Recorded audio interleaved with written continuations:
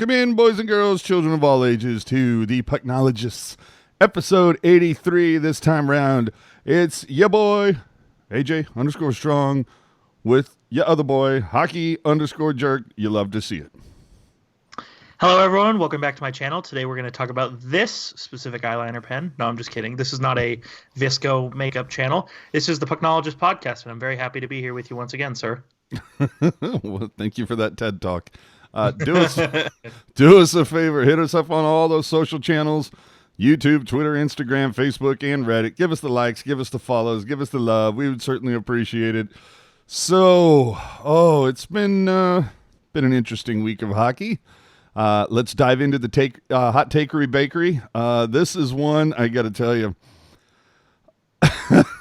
When I saw this happen, I was just kind of like, I cannot wait to talk about this. So, for those of you who might not be aware, the game between the San Jose Sharks and the Detroit Red Wings was Shark Freak Night. They happened to give away a jersey at the door, a jersey, and the boys wore nice Adidas warm-up jerseys that you could, spend a lot of money on if you wanted to at the auction. I'm one of those people. I spent a little bit of cash. Our buddy Eric Curra spent a couple hundies on a shall we say an auction jersey. Now look, once you purchase an item, it's obviously yours to do anything you want with it. However, when you throw it up on eBay, okay, sure. But when you throw it up on eBay and you're selling it for 10 grand. Now, the image that we're sharing right now says 5 grand. That was because I guess on Black Friday he decided to go half off. I don't know. But dude is selling Jones. And the really funny thing is it says game worn. It wasn't game worn. It was worn during warm-ups. There was no game. But I mean, your take on this, to list a jersey for $10K, that's, that invokes the whole, that's a bold move, Cotton. Let's see how that strategy works out.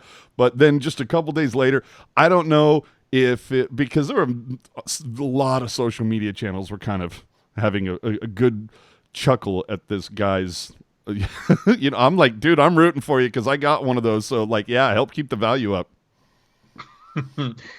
Yeah, I had a bunch of different people send this to me. Obviously, you dropped it in our DM. I had a couple friends text me about it as well, and that's really something. I mean, it's a hell of a jersey, no doubt, but to pay thousands of dollars for it, I mean, it's a little sus, if you ask me. I feel I would much rather just buy. For $10,000, I would buy 10 buy it now warm-up jerseys. See, and that was kind of my deal too. I was like, if you got $10,000, why would you buy just this one? Like, I would go to the next auction, and buy like 5 or 6. Well, cocaine is a hell of a drug, so. Oh, you ain't lying. So let's move on to our other tasty morsel from the hot takery bakery. I'm just going to say this right now. Girls in Boston, they must be awesome at parties. If you haven't seen this, check it out, people. Get a fucking napkin and wipe it off my shit now! First it's in my hair, then it's on my clothes, it's on my boyfriend's shirt. You're gonna sit here like a pussy? Apologize like a fucking man! Hey! Yeah, it's over, man. Really? He can't stand up and apologize. Dude, man. You got some serious issues, man.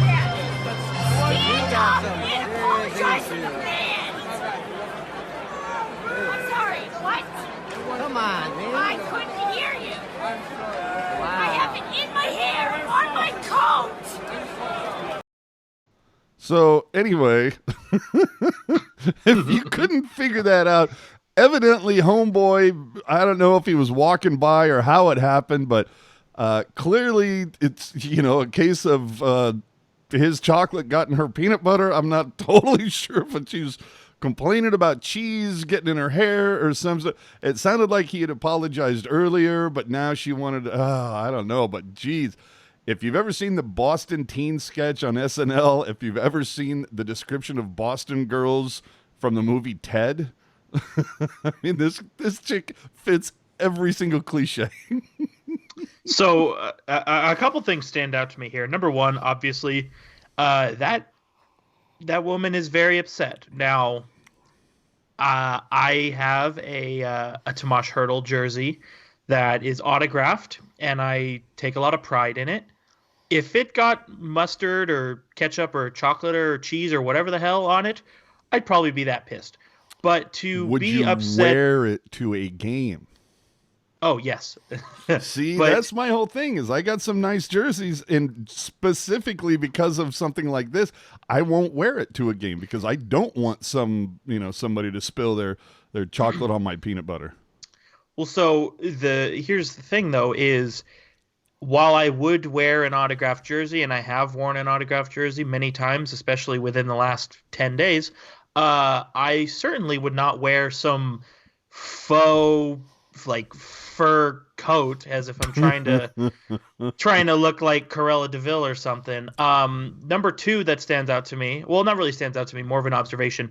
So it's evident, this guy, maybe he looked like he had a hot dog or some chips or something. No, dude was like ankle deep in chicken tenders. I don't know if the dude was like Gotcha. stoned or something, and he's just like, that's why he was able to remain so calm, or if he was just like, you know what?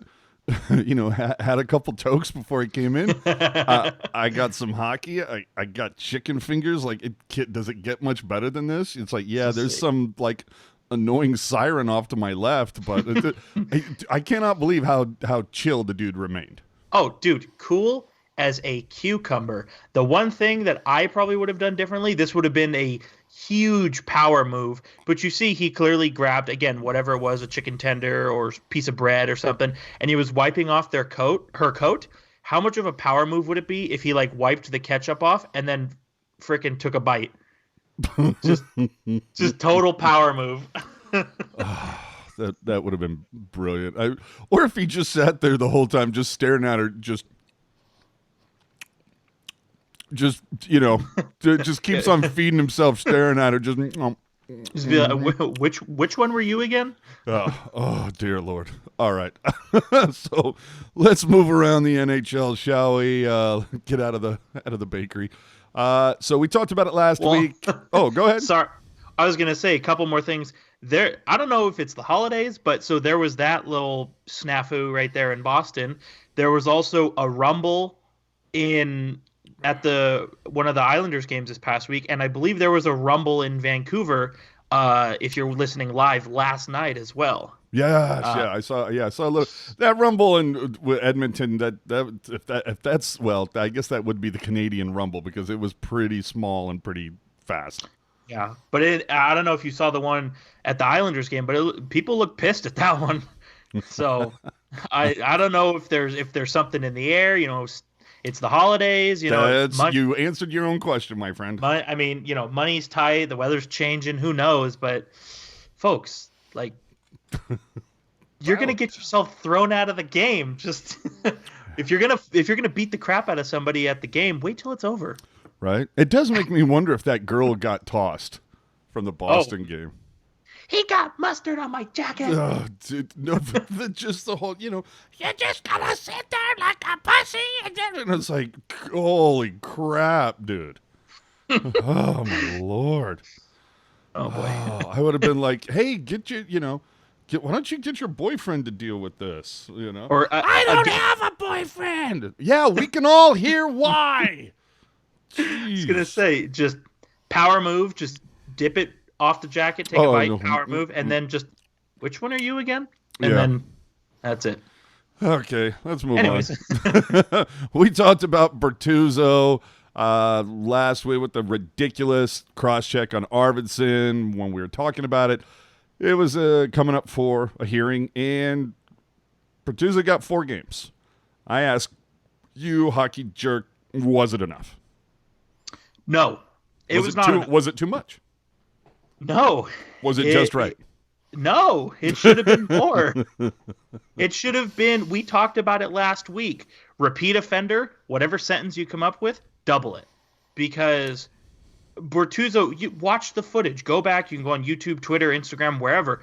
Bertuzzo tried to murder Victor Arvidson and then looked at the referee and was like, yeah, punk, I'm going to do it again, and did it again. Like, that's we talked about it last week. I mean, the NHL is trying to eliminate like being a prick on the ice, and what happens, and nothing like it's the exact thing happens, and no appropriate punishment is handed out. Like, I know we said it last week, but this shouldn't come as a surprise that Bertuzzo made an ass out of himself there, but also like the NHL dropped the ball once again. Like, you got to throw the book at these guys. Well, and I think that everybody is going to sit there as well and use the Hathaway spit thing, and it's like spitting 3 games, licking no games, trying to kill somebody. Oh, just one more than spitting. You know what I mean? Yeah. It's you made the analogy last week. It's literally spin the wheel, throw a dart, and there's your sentence.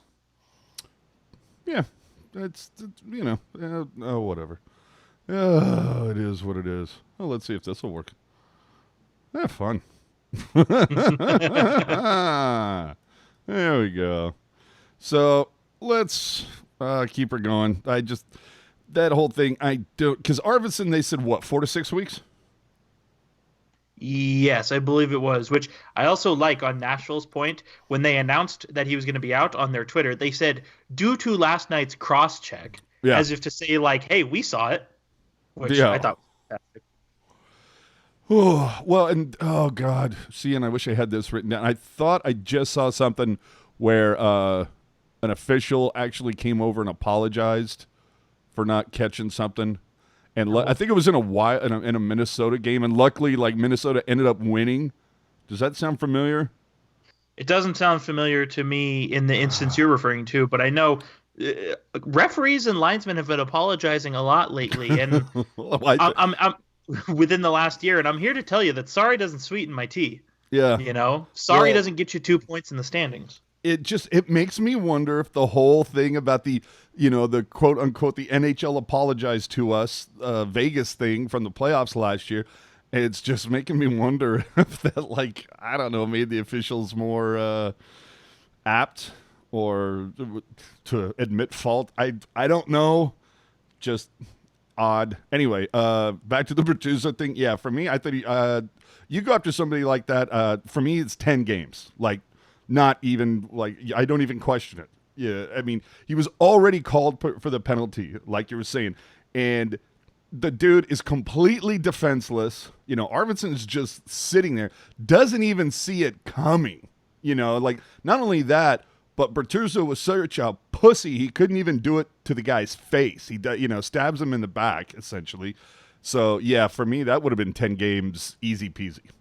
But that's the sucky thing about player safety and that sort of thing, is like they either look at like they don't look like, so they'll look at it and they'll say, okay, they either look at the action itself, or if they see, was it intent to injure, and it's like the cross check to the back alone should be 4 games, and then the intent to injure, which for those who are unsure, that would be the second cross check, should be another 4 games. Yeah. Like, I hate that it's one or the other. Like, it can be both. Like, if you want to deter people from doing dumb stuff, punish them. Like, and Bertuzzo, he's not the most flush with cash, so obviously the money he does have to give up by being suspended, it's a lot of money. Yeah. But again, like, you miss 4 games, that's nice. There's still 78 more to go that you'll be right there for. Of course. And you make a solid point that I've said forever is, when you know that crime's going to go down overall, when the punishment is so severe, it's not worth the crime. You know what I mean? Yeah. I get like heat of the moment stuff, but I'm sorry, like that was a dude that was just completely frustrated that he got called whether he thought Arvidson like took a dive or whatever, that doesn't matter. The thing that matters is that you got frustrated and you went over there and essentially sucker punched him. And to me, this is like really not any different than what Milan Lucic got popped for a couple weeks ago, where he's what was that guy's name? Like Cole Shepard or Cole Sherman? Cole Sherwood. Sherwood. Okay, I knew it was. See, that's the whole thing. I never heard of this guy until Lucic sucker punched him. You know what I mean? And if you go back and look at that play, that was Lucic just straight getting outplayed. That was just straight up frustration. And what did Lucic get for that? Like 2 games? Yeah, that one should have been 5 at least. Minimum. At least. Well, it was still a sucker punch, but yeah, that definitely should have been at least 5. But anyway, yeah, but it goes back to what I said. Is like obviously the action is one thing, but you have to we've seen situations where it's heat of the moment, you know, like somebody's mouthing off or something, and you just swing it. There's definitely heat of the moment, but the Bertuzzo situation and the Lucic situation were both intent to injure. Like you said, Lucic got totally finessed by Cole Sherwood, and he was pissed and was like, damn, this guy just exposed how slow and awful at hockey I am. And my pride is hurt, so I'm going to put him out like a light. You know what I mean? Mm-hmm. No, that's exactly it. Okay, move on. Yeah, let's get on to something less. Let's get on to something less political and talk about Bill Peters. Okay, Bill Peters retires as head coach of Calgary. For those of you audio only, when I say retires, that is filled with air quotes. Did the Flames just give him this option because he was going to get fired anyway? Yeah, I think by allowing him to retire or resign or step away or whatever you want to call it. Yeah, whatever fluff term they used. I think by giving that option, it gave him the dignity of making a choice kind of thing. Or although, at least like to me, it was theatrical. No, it was because whether or and with these kinds of situations, it's really tough because I'll say this. Yes. I mean, from what we've seen, especially with the Calgary Flames the last year and a half, Bill Peters seems to be doing something right. Oh yeah. But you take all the off-ice stuff. I mean, there's stories from 3 different players, one of whom is anonymous, which tells me they're probably still in the Hurricanes organization. Mm-hmm. There's clearly some this guy is a bad dude, and so even if Calgary's first in the division because of Peters' coaching ability, Calgary has to make this move. It's the same thing we talked about with Rogers and with Don Cherry. Even though this person may bring something valuable to your organization, you can't afford to attach yourself to somebody who has done or said certain things because it makes it appear as though you're giving them a platform to continue to do that. Now, I don't play for the Calgary Flames, so I don't know if Bill Peters is still mouthing off today, but it was the right move. Even if Calgary's number 1 in the league, I still think they got to encourage him to resign. We'll say. I mean, you bring up Grapes. Now there's Bill Peters. It seems like there's other voices of dissension out there. I mean, obviously, it was Comrie, right? That lost his shit on Twitter with Babcock. Well, yeah, Mike Commodore. It was Mike Commodore. Oh, Commodore. I'm sorry. And yeah, and that's the thing is he lost his mind with all the Babcock stuff, and it was Babcock getting fired that ruined Bill Peters' career because you go back and you look at Akim Aliu's tweet, the first tweet where this information came to light, he said, his being Babcock, his protege, and in my head I'm like, who? Right? And then all of a sudden everybody's like, oh, they mean Bill Peters. Like, obviously Bill Peters admitted to it, so we know he's guilty. But what if everybody's like, oh my God, Bill Peters is his protege, da-da-da-da-da. And what if Akim Aliu was like, no, I was talking about somebody else. Yeah, well, either way, the fact is it came out. Oh, man, you said that, and then it reminded me of somebody else. And we also hear some stuff about former Sharks coach Daryl Sutter. Yeah, Daniel Carcillo has been very big on Twitter. Oh, dude, Carcillo, I mean, he's all about CTE safety, and, I mean, that dude just owns Twitter at that point. So, Have we? I think the biggest question now is like, have we? It's hard to equate it to this, but you'll understand what I'm saying when I ask you: have we entered the Me Too movement in hockey, or the Me Too era, I should say? I don't know. That's so tough. I mean, it's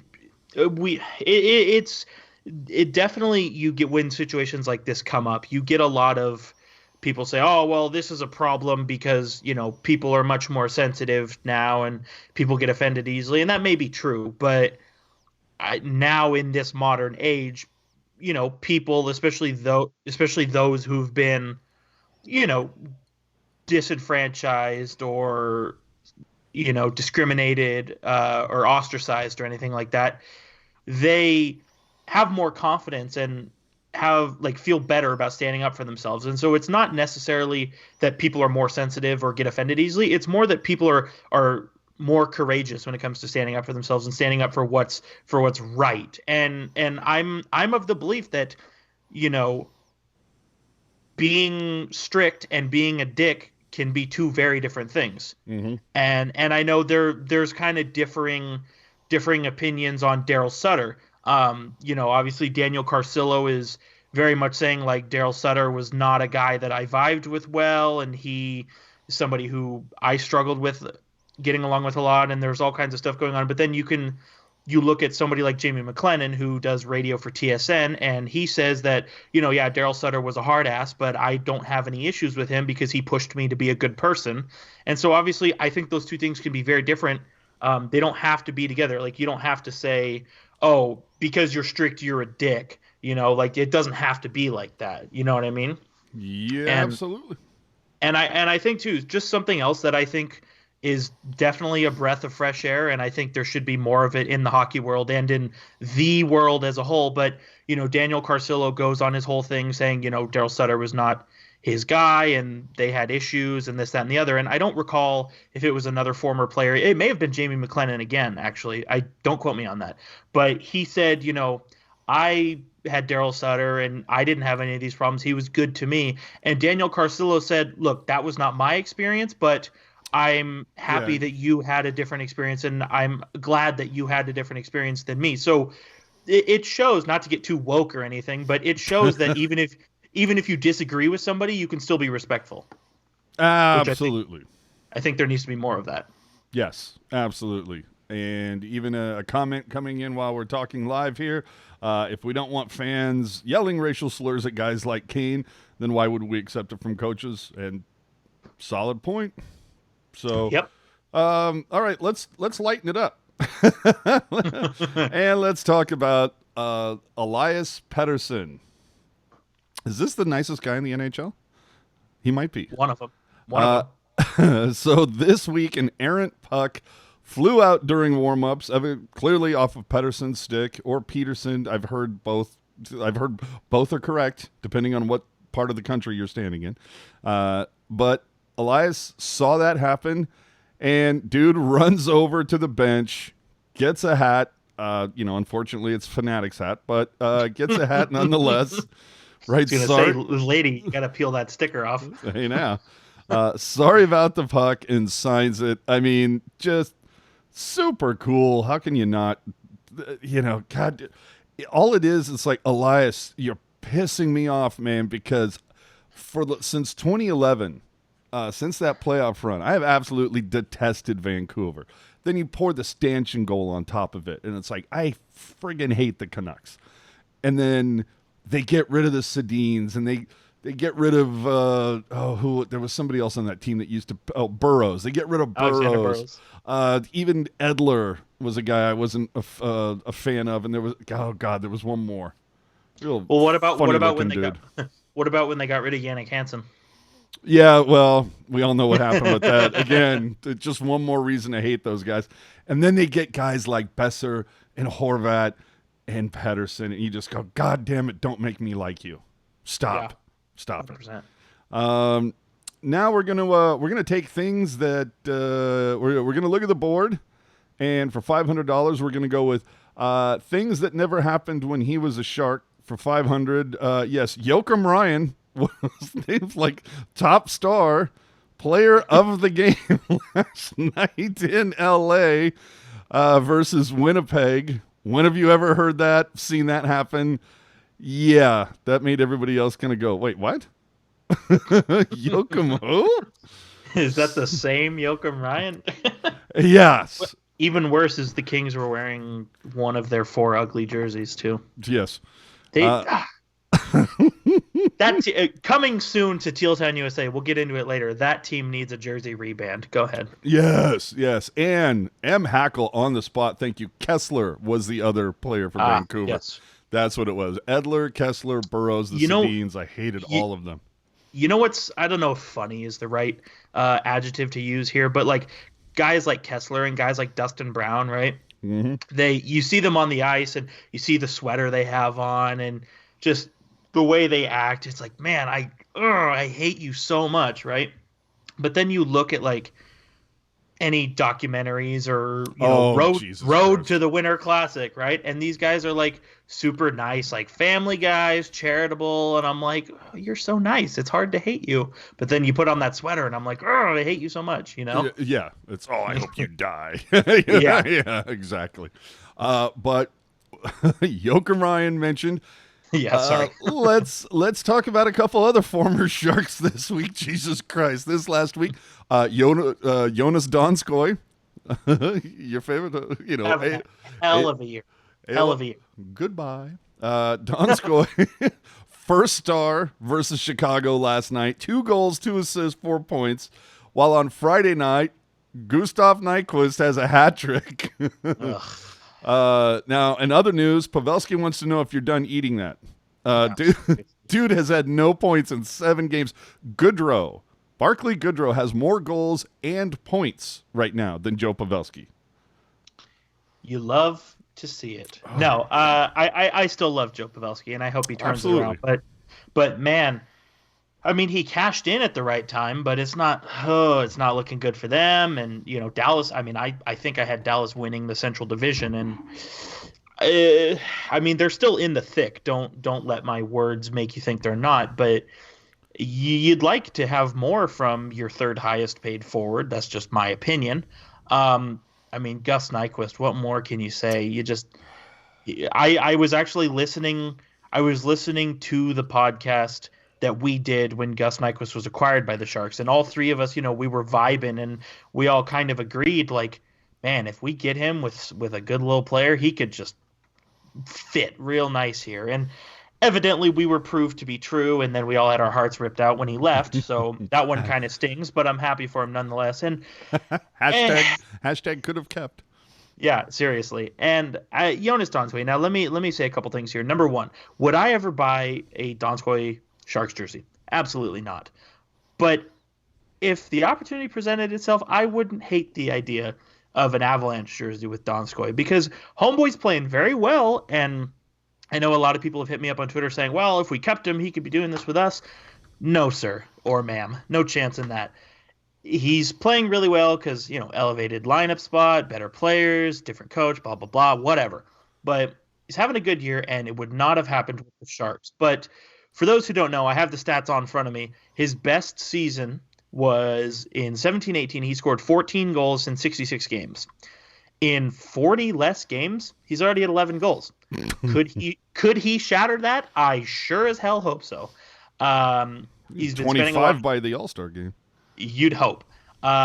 Spending a lot of time with Nathan McKinnon, which obviously that would make me look good. Yep. So, obviously happy for the guy. I still think it was the right move for him to leave San Jose, but I'm happy he's doing well in Colorado. He got a suspicious payday, we'll say, but so far he's earning it, so I'm happy for the guy. Absolutely. I'm just but when you see that though, now again, you know what? At me, I don't give a shit. The better Donskoi does, the better Nyquist does. That again makes the magnifying glass on Erik Karlsson get a little bigger. Erik Karlsson has been the best player this week. We're not having this conversation. This week. Absolutely. Okay. Absolutely. Now, next week when he's minus 12, we'll talk again. Exactly. And then speaking of silliness, the All-Star votes have come out, so you can put here. Okay, this is. I'm sorry, this just pisses me off. Shimmick for All-Star. Here we go. No. But this will be rant 1 of 2 this evening. Oh boy. But the All-Star game, we're doing votes. We've played less than 2 months. Well, just about 2 months of hockey, and we're already doing All-Star voting. I mean, yeah, I get it because the game's in January, but the nominees, if you will, are so. It's clear that they take into account what those players did last February, last March, last April to put that, because you can't judge it. How many times have we seen somebody play out of their minds for 2 months, they get voted in, and then right off a cliff that by the end of the season, there's so many more people that would have been ahead of them. Again, I'm one of those people that it's like, look, if you want to have some sort of quote unquote all-star exhibition game, sure. But I really would rather see like awards handed out at the end of the year, like in baseball, whether it's like a Silver Slugger award, something along those lines, where you're actually focused on the season that player had, not the 2 months that the person had. And to take it one step further, who are the nominees for the Sharks? Couture? Absolutely. Kane? Yes. Brent Burns? Really? Yeah. Jerk? It's Brent Burns. It's Brent Burns because he's marketable. Unfortunately, he's a polarizing personality, but it's not as if Erik Karlsson doesn't have interesting facial hair too. Yeah, interesting facial hair, interesting head hair, but I'm very confused by it because like the stats are there for Burns. Like he's not going to hit 83 points like he did last year, but the stats are there for him, and that's fantastic. But if you watch him play, he's just not there this year, unfortunately. And whatever, you can attribute that to so many different things, but he's been like his defense has been really good the last 2 seasons. I thought he's gotten a lot better at that, but this year it's been a little bit off. I think he's less reactive to what's going on sometimes. Now, maybe it's just a funk, maybe he's sick or not feeling right or whatever, and it'll go away. But let's see what happens when he has a little bit more time with Shimmick too.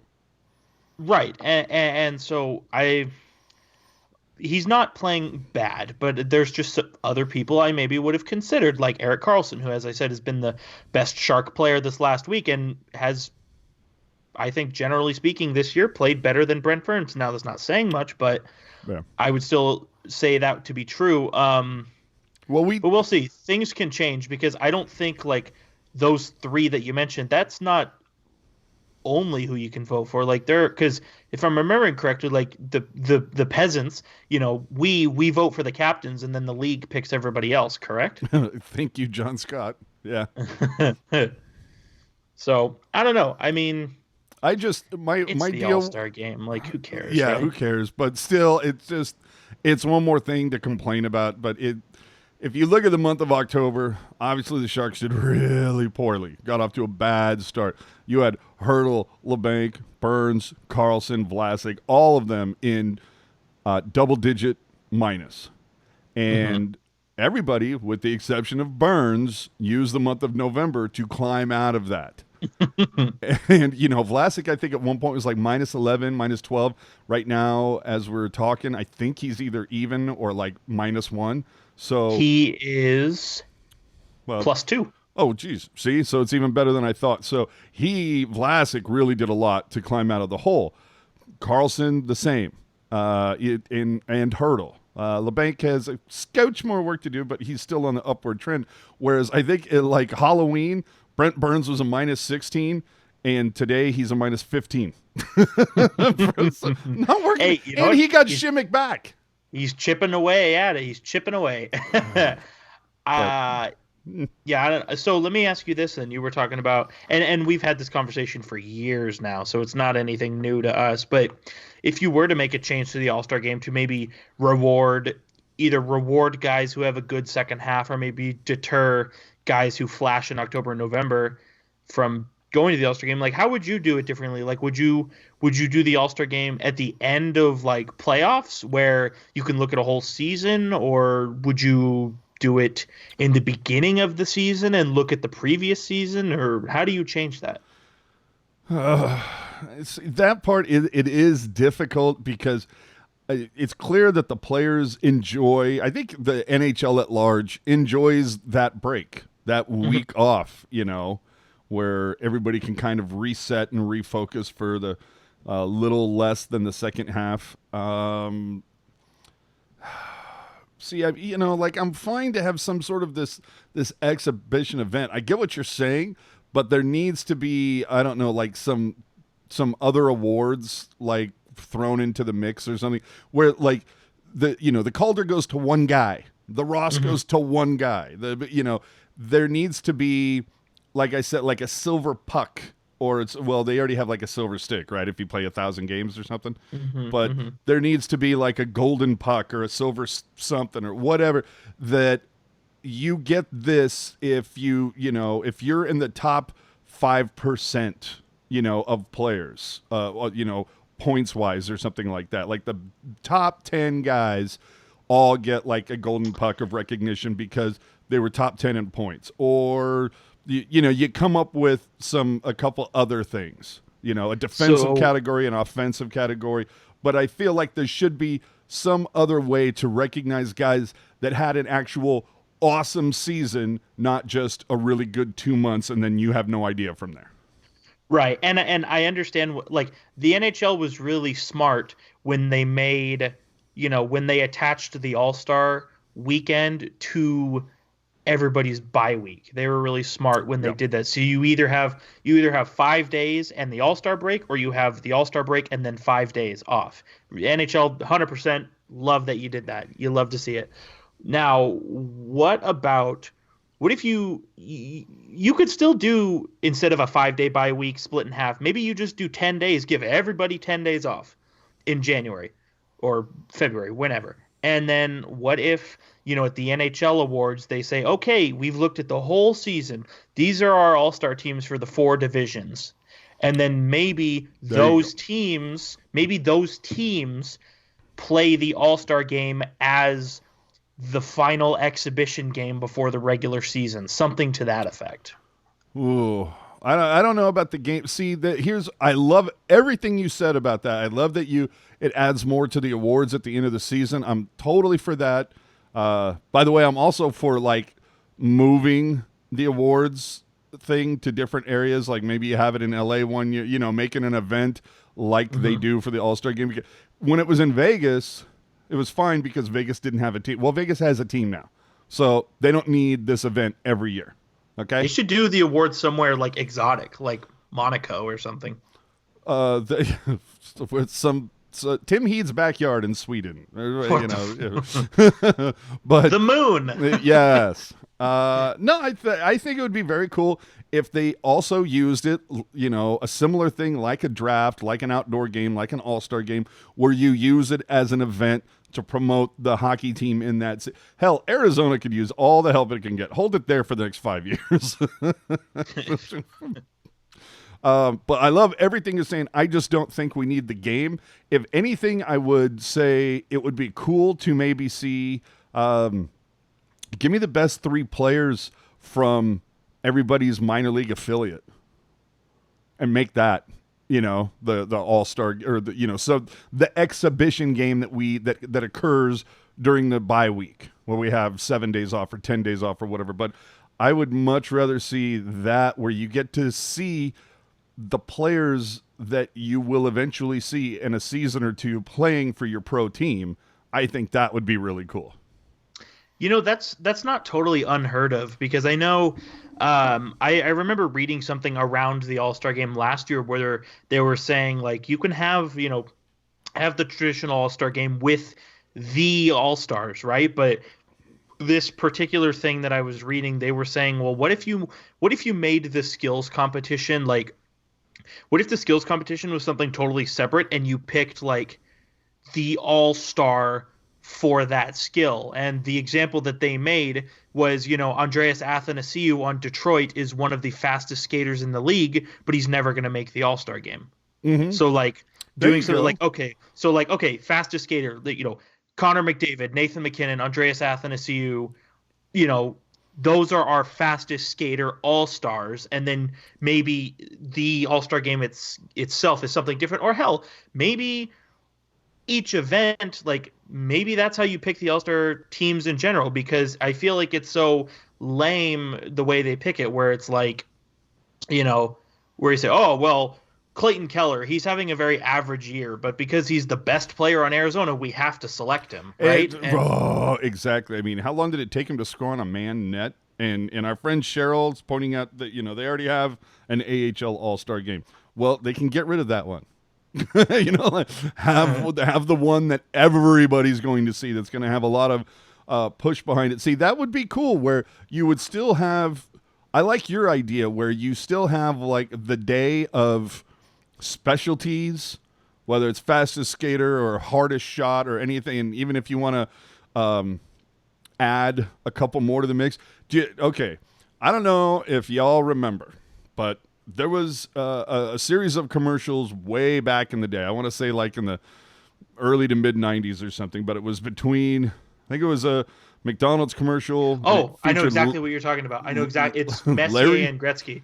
No, well, this was McDonald's, and okay. Well, for the American version, it was Larry Bird versus Michael Jordan, and it would be, off the scoreboard, off the, the concession guy selling beer, off the, whatever, nothing but net. And if they did something similar to that with Gretzky and who? Messier? Yeah, Gretzky and Messier, they filmed them. They were like if you've been to the tank, they had them in the plaza up in the penthouse, and you try and hit the crossbar, stuff like that. Yeah, so do something like that. I think if you added that, something silly, if you had some platform set up in the with that plaza era, the Threat Matrix Plaza, and I'm just using obviously SAP as a reference. But you have a platform. Remember when they had a live band a couple of years ago? Mm-hmm. Yeah, that was sick. Yeah, so you set up a platform like that, and you can have some players go up there, and obviously you'd have to take down the netting on that side, but you just and let them put a target, chuck a puck or whatever. You could do that. Or, can they hit put it in the net on the other side? Some fun stuff like that. Yeah, that would be a blast. You could do something like that. Either way, we could pontificate all day about that, but the fact of the matter is that we're almost 45 into this, and we still haven't really talked about the week that was. I was gonna say they just need the All-Star game. They just need to find stuff where it's it's so stupid, but it's so funny at the same time that you just laugh. You're like, man, this is so dumb, but I'm laughing and enjoying it. Because when you get, I don't know, it's just the same thing every year. It gets tired after a while. Absolutely. It's so funny how sometimes they want their personalities to shine, and then other days it's no, put that all the way or what. It always depends. Wasn't Evander Kane just burned in effigy over the money phone pick? Yeah, he's still okay. Not to call anybody out, but a certain beat reporter for the Las Vegas Golden Knights who worked for TSN at the time the money phone dropped is still pressed about that whole thing. And let it go. Yeah, it's kind of ridiculous if you look at this individual's Twitter, but yeah, he did ruffle some feathers, but you know what? I thought it was fantastic. All right. Okay, let's move on to the Sharks after 45 minutes. It's okay. The people love hearing us talk, so it's fine. Right. So the Sharks go 3-1 over the last week. Games versus LA, Winnipeg, at LA, at Arizona. 8-2 over their last 10, which they did last week, and what we had for last week's show. But they are now third in the division behind Arizona and Edmonton. At LA, still had no Hurdle, who had missed 4 straight games. DeBoer still rolling 70. The Sharks score the first 3 goals, including 2 from Timo. Then the Sharks gave up 3 straight. Marleau would score the winner in overtime after Couture in the previous 2 games that went to overtime. But the Sharks would win their 3rd straight in extra time. And the 3 stars of the night are Marleau, Kempe, and Kopitar, despite Timo Meier scoring 2 goals. Sure. Martin Jones posting a 917. So you have that. Then Winnipeg, a gassed Sharks team after playing 5 games. 5 games in 9 nights. And blah, blah, blah. The team loses 5-1 after 3 straight overtimes. Again, no hurdle for 4 games. PDB continuing to burn everybody out by rolling 7D. Ferraro even playing some forward in this one. Dell with a very pedestrian 840. And this is something that kind of concerns me. I'll ask you in a moment, Jerk, but DeBoer says, we were lifeless, so I don't know what the answer is when asked about the fatigue factor. We've got a lot of hockey left to play here over the next 2-3 weeks. I hope it's not fatigue, but if it is, we've got to rebound because you get what you earn in this league, usually, and we didn't do enough to win the game tonight. I don't know about you, but when the coach says, I don't know what the answer is, it's a little disconcerting. Versus LA for the second time in 3 games. 4-1 win as Martin Jones assists on Noah Gregor's first NHL goal. However, McDermott would drill Suomela with a late high hit, and Suomela would not make the next game to Arizona. We're still waiting to hear a bit more on him. Would have been nice to see the Sharks respond to that hit. Quick would lose his mind and tussle with Sorensen, and we'll show you that in a moment. Holding Sorensen's stick in front of the ref. No call. Jones posting a 971. And then finally, the Sharks would cough up 2 goals in the first 2 minutes and 12 seconds versus Arizona. Come back to win 4-2. Couture would open and close the scoring for the Sharks. EK65, again, we have it for you. Gets a little pissed off. Burns and Dillon not looking their best in the first couple of minutes of this game. So over those 4, I guess let's, who's, well, hold on, our buddy, Chris, nice. If you know it, you know it. So the 2 games versus LA, explain to me, I don't, look, okay, I get a little bit of hometown cooking. I get your bias a little bit. I mean, when you credit the home team for 80 hits in 1 game, you're a little sus. You're a little sus. You're the last time the Sharks played Vegas and we saw the 3 stars, laughable. And then again, at LA, Meier scores 2 goals and doesn't rate to be. Come on. Yeah, that's why I have a problem with the local media picking the stars. I think if they want to change, should be the War Room in Toronto. No, I'm kidding. Well, what I think, I mean, we see situations like this where it's like it's always something ridiculous. I mean, LA, I think this may be the first time I've seen something like this, but Vegas, it's definitely a little sus when it comes to picking the 3 stars. And I mean, there's a pretty simple solution to this. You have the local media pick the stars, you have the away media pick the stars, and then you take the average. Yeah. But I don't know. I mean, 3 stars, you don't get any points in the standings. You don't get any bonuses. So, I mean, it's for the media to have something to talk about. But wait a minute. Hold on. Let me ask you this, though. Aren't there some fantasy leagues that they take that into account? Like if you have a player that has, like, stars or something? I am unsure. I thought there was a fantasy league that did actually, like, that got you a bonus point or something if one of your players on your team got a star that week or whatever. I digress. I was going to say that I don't know. If anybody in the chat knows, let us know. I don't know. I think that's one of those things. 3 stars and mascots for me, it's something you can get rid of, honestly, because who cares, right? Oh, see, I like me some mascots. Now, in-game MCs, not so much. That has nothing to do with the people that are doing it. All of them are fine human beings and a pleasure to speak with outside of the confines of the building they work in. I'm just saying that job as a whole, to me, is needless. That's all. Just my opinion. It's a very tough job to do because you basically have to, like, annoy people. Be annoying, yeah, unfortunately. because you're right. Even in the SAP Center, but I've been to a handful of visiting arenas as well, and all of the people, they're very nice people. They're wonderful to talk to and they're very good at their job. But it's one of those jobs where it's like, do we need, I know how to cheer, Yeah, I don't need direction. If anything, you can show me video of the mascot on the screen waving pom-poms, and that's enough. I don't need someone screaming at me. Just saying. What else about this week? I think we can probably do a couple minutes on Peter DeBoer, maybe first off gassing his top stars. We saw Kane posting 24-25 minutes, Meyer posting 24-25 minutes because he was rolling 7D. And what is that telling Doug Wilson? Hey, asshole, up in the nice front office, Radil ain't getting it done. I need help. I mean, is that essentially what he's saying?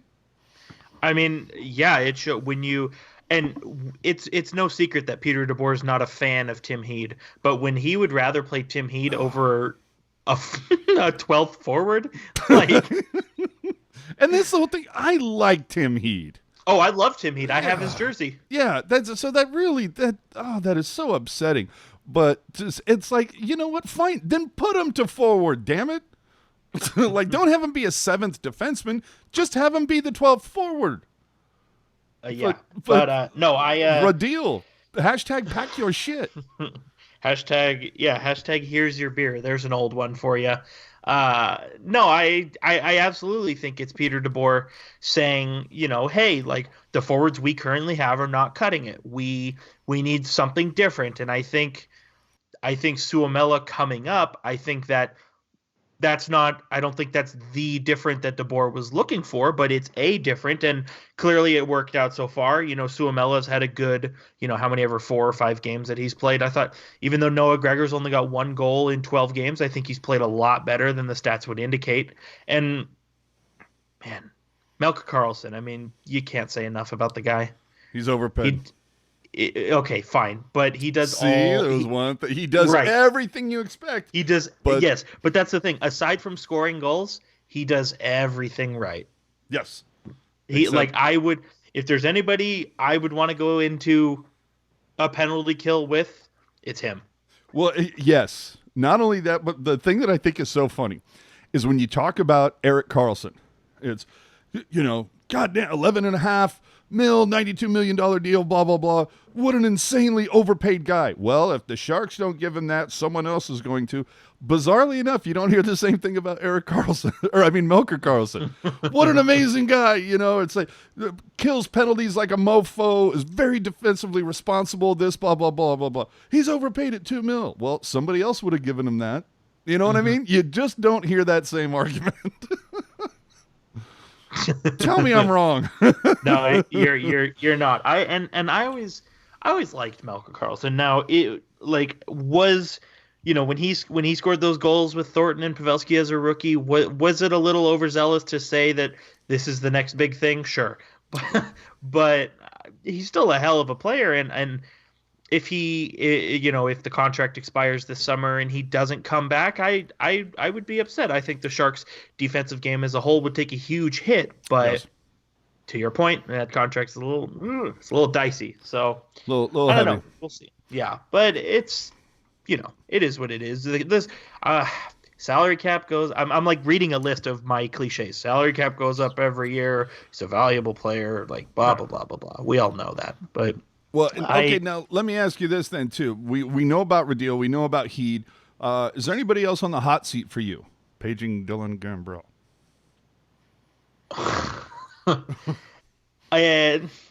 Is there somebody else on this train wreck that might, push Doug Wilson to pull the trigger? Now, obviously, you're hard-pressed to find a GM that's going to pull the trigger after going 8-2.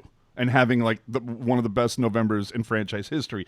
I get that. But again, we talk about 5 straight games where DeBoer is rolling 7D. You do that once or twice if somebody's injured at the last minute. You don't do that as a point of strategy. Yeah. The Gambrell thing, it really frustrates me only because we've seen like he can play so well. Like he can be such a good player, and I mean, I think the thing that's hurting his development is Joe Thornton coming back, because if you go back and you look, Gambrell, go back to Game 6 against the Blues last year. Gambrell was centering Kane and Donskoi. Best NHL game of his life. Yeah. And now it's amazing what happens with talented guys when you surround them with other talented guys. Remember when like Michael Haley was dragging down the entire fourth line?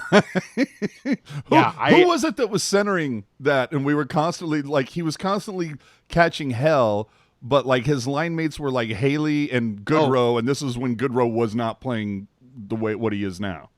It might have been Chris Tierney. Yes. I think no, because Tierney was centering the third line, but there was somebody who was catching shit on the fourth line, but they were being anchored down by Haley and somebody. Either way, but you get the point. Is that there's certain guys that you can bring out the best in them when you surround them with other talented players. Well, and it's like you go back, right? And it's like, you go back to that awful 14-15 season, and it's like we're playing Hurdle at center and he's not doing well. Like, what's the problem? Maybe because his wingers are John Scott and Andrew Desjardins. Like, don't get me wrong. I love me some Andrew Desjardins, but like loves me some John Scott, just not in that position, you know. But and Cheryl too, bringing up a great point. He's been good in the circle and scored the other night. 100% Cheryl, I agree with you. Sometimes I think I'm Gambrell's only fan left, but you got to have some consistency in this league, especially with how young he is and how good he is at good he was rather at the University of Denver. I would like to see something else, but at the same time, this is a league of responding. And Gambrell gets scratched because he's not cutting it for us, and we want guys who are going to help us win. And he comes back and he scores a goal, and a pretty sick goal if you ask me. So, it's gorgeous. Is this a sign of things to come? I really hope so, because I really like Gambrell, and I think him.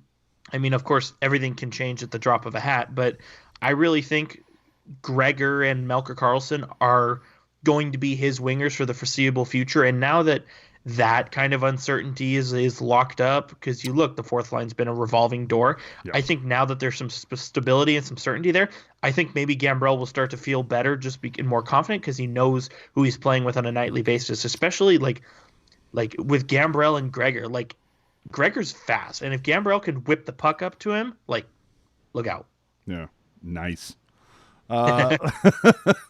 The other thing that I think we need to take into account is when we're watching the game on Friday afternoon, they talked to Nick Nolenberger during the cast.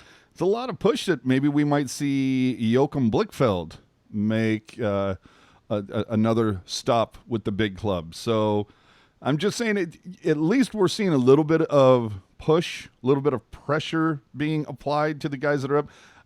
There's been I've seen a couple people look at Sorensen saying that maybe he needs to get it together a little bit. For me, I kind of lay that on Thornton's doorstep. I agree with you there. I think Thornton does slow.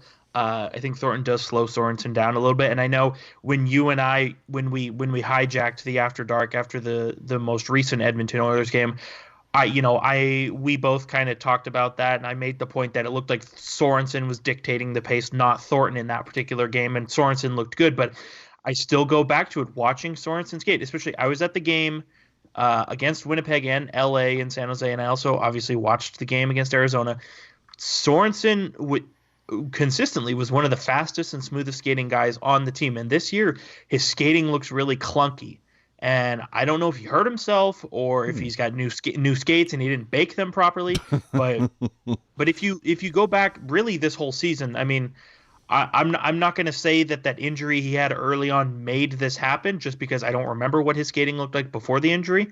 But it seems like lately he's just not been the skater that we expected. Like it seems he kind of looks like Pavelski when he's building up speed, where it's a little bit slower. And if you notice too, he kind of looks like he's got the piano on his back a little bit. Yep. Where so I don't, like I said, maybe he hurt himself, maybe he's got new skates, or I don't know. But I don't think Sorensen is where he's known to be at. Maybe he's nervous that goalies are going to screw.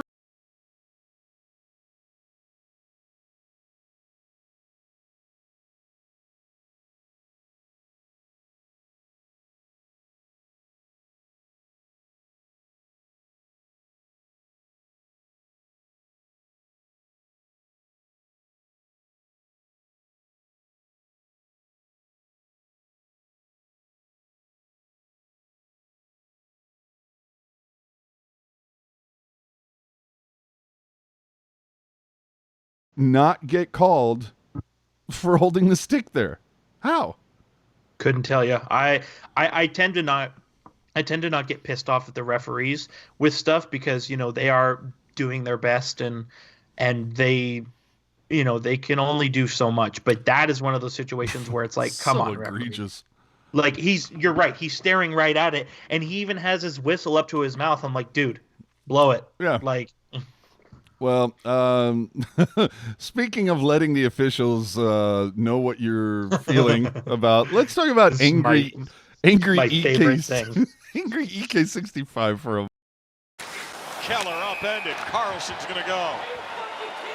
Tripping the call. Our Coors Light refreshing finish early on. All Coyotes.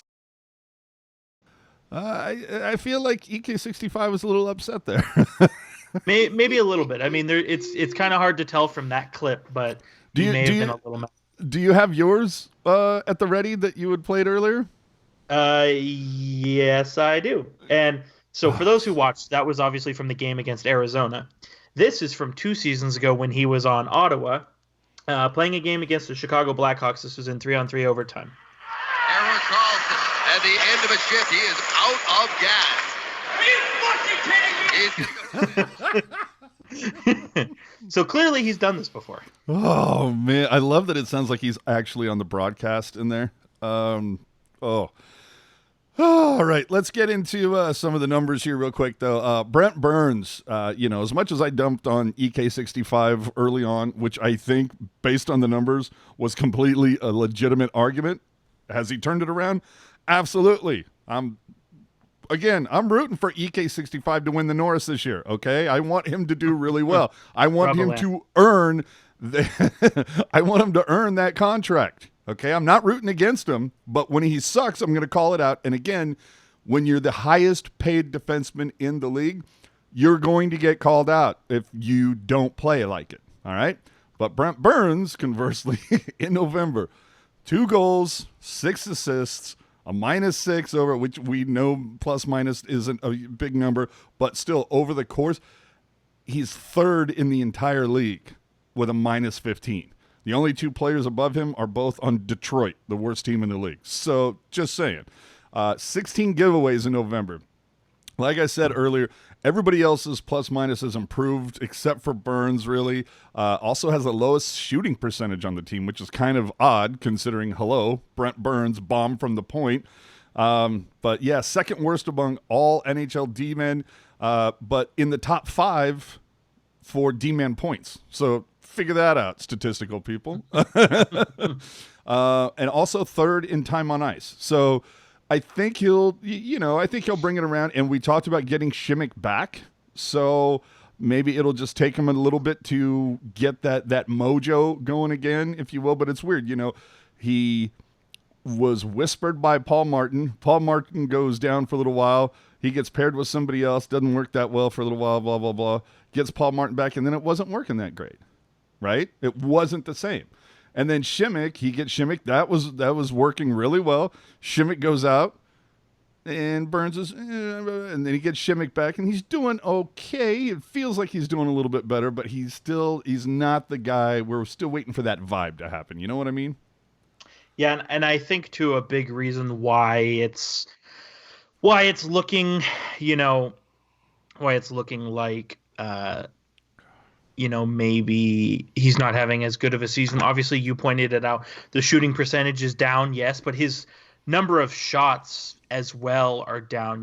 Burns has consistently been like the second highest shooting player in the NHL. Like, he's shot the puck more than every forward except for Alexander Ovechkin, and he's not doing that this year. So obviously that's going to take into effect. And I'm wondering, I would have to really, really, really dig deep as well. But for years, Vlasic has always received the top assignment, right? Yes. But now that Vlasic is playing with Erik Karlsson, I'm wondering if the top assignment is shifting to Burns and Šimek, and I don't know if maybe not necessarily more ice time, but harder competition. I wonder if that's maybe throwing things off as well. And then, of course, guys, they go through things outside of hockey, like illness. I can remember, 5-6 years ago, Brent Burns missed like 14 games because he had what I can assume is like gingivitis or something.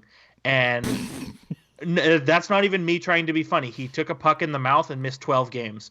So we've seen weird things like that happen. Maybe, I don't know, maybe there's some kind of bug going around that's just really taking its toll. It is flu season after all, so who knows? All I'm saying is, if I was really, really sick, I don't think I would want to go to work. So that's just me. That's true. Conversely, Logan Couture, now with 18 points in his last 10-plus games, 7 goals, 11 assists, as the guy who called himself out, especially early on with this season starting, and basically said, he's like, I'm sitting on 1 goal, Tommy's sitting on 1 goal, that can't be happening.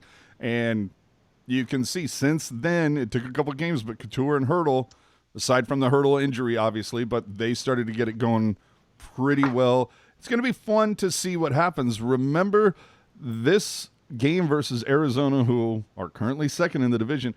That was 1 of 4. So you got 3 more opportunities at Arizona. That's going to be a lot of fun to see the fact that Arizona is finally competitive.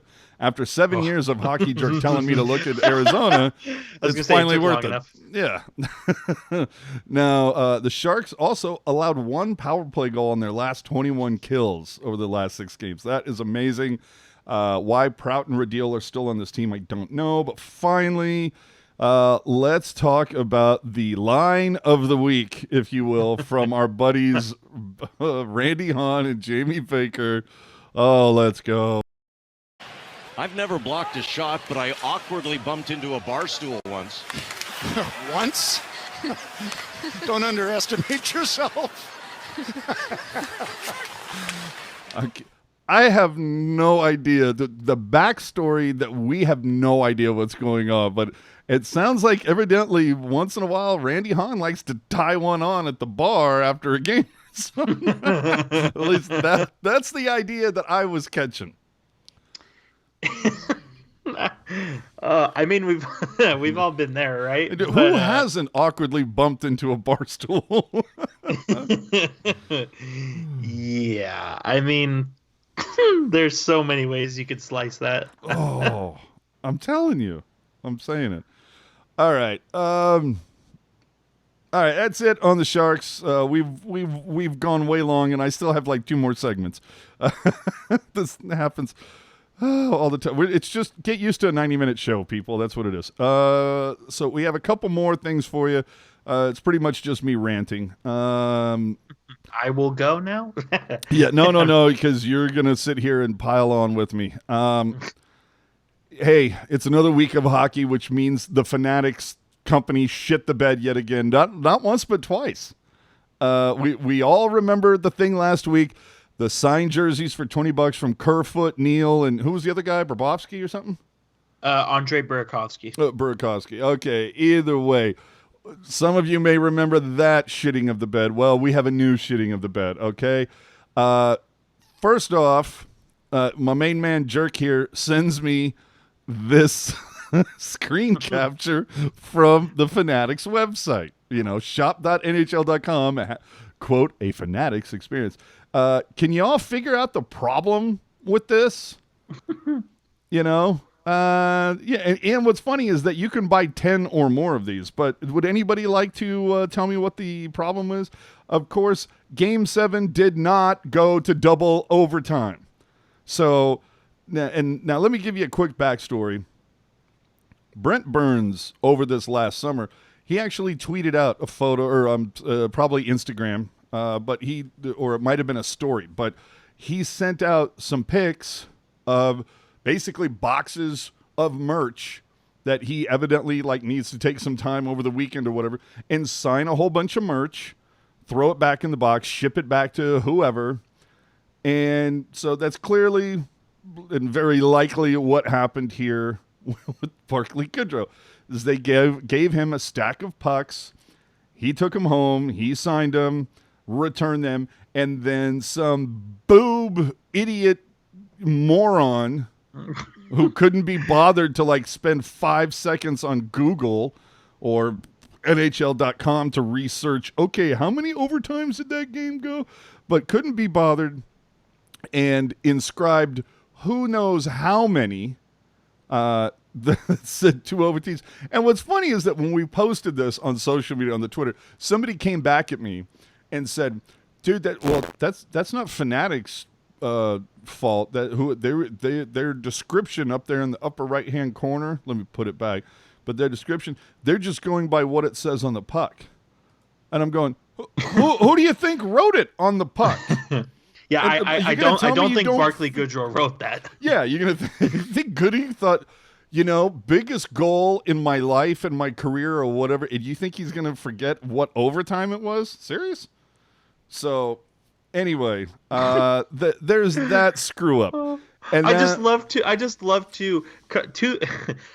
First of all, as AO pointed out in the chat, it's on sale. And it's not on sale because it's wrong. It's on sale because it's some kind of BS corporate holiday this past weekend. Number 2, and I kind of already made fun of this, but what would make it worse if it was somebody with the Fanatics who wrote the inscription or with Goodrow wrote the inscription? I don't know what makes it worse, to be honest. Well, and then, okay. So there was actually 3 things now that I'm considering the whole Fanatics screw up this week. This is a banner week for Fanatics people. So they do that. Then, in an effort to apologize to the thousands of people that they left disappointed because they screwed up on the $20 autographed jerseys. One of which was me. Yes, they sent out a code for 30% off and free shipping. Now, it's just funny. When you go to NHL.com, it automatically says 25% off and free shipping. So I'm assuming you can layer these so you can get 55% off an order. But if you can't, my God, that would be so Fanatics. Oh, and also, first of all, you cannot. Secondly, are you serious? You cannot. Secondly, on Fanatics right now, up to 70% off site-wide. Use the code Monday for Cyber Monday. Oh, it should be use the code for it. We don't know what the hell we're doing. So now, if anybody would like my 30% off code, send me a DM on Twitter at @hockey_jerk, because I'm not going to buy anything.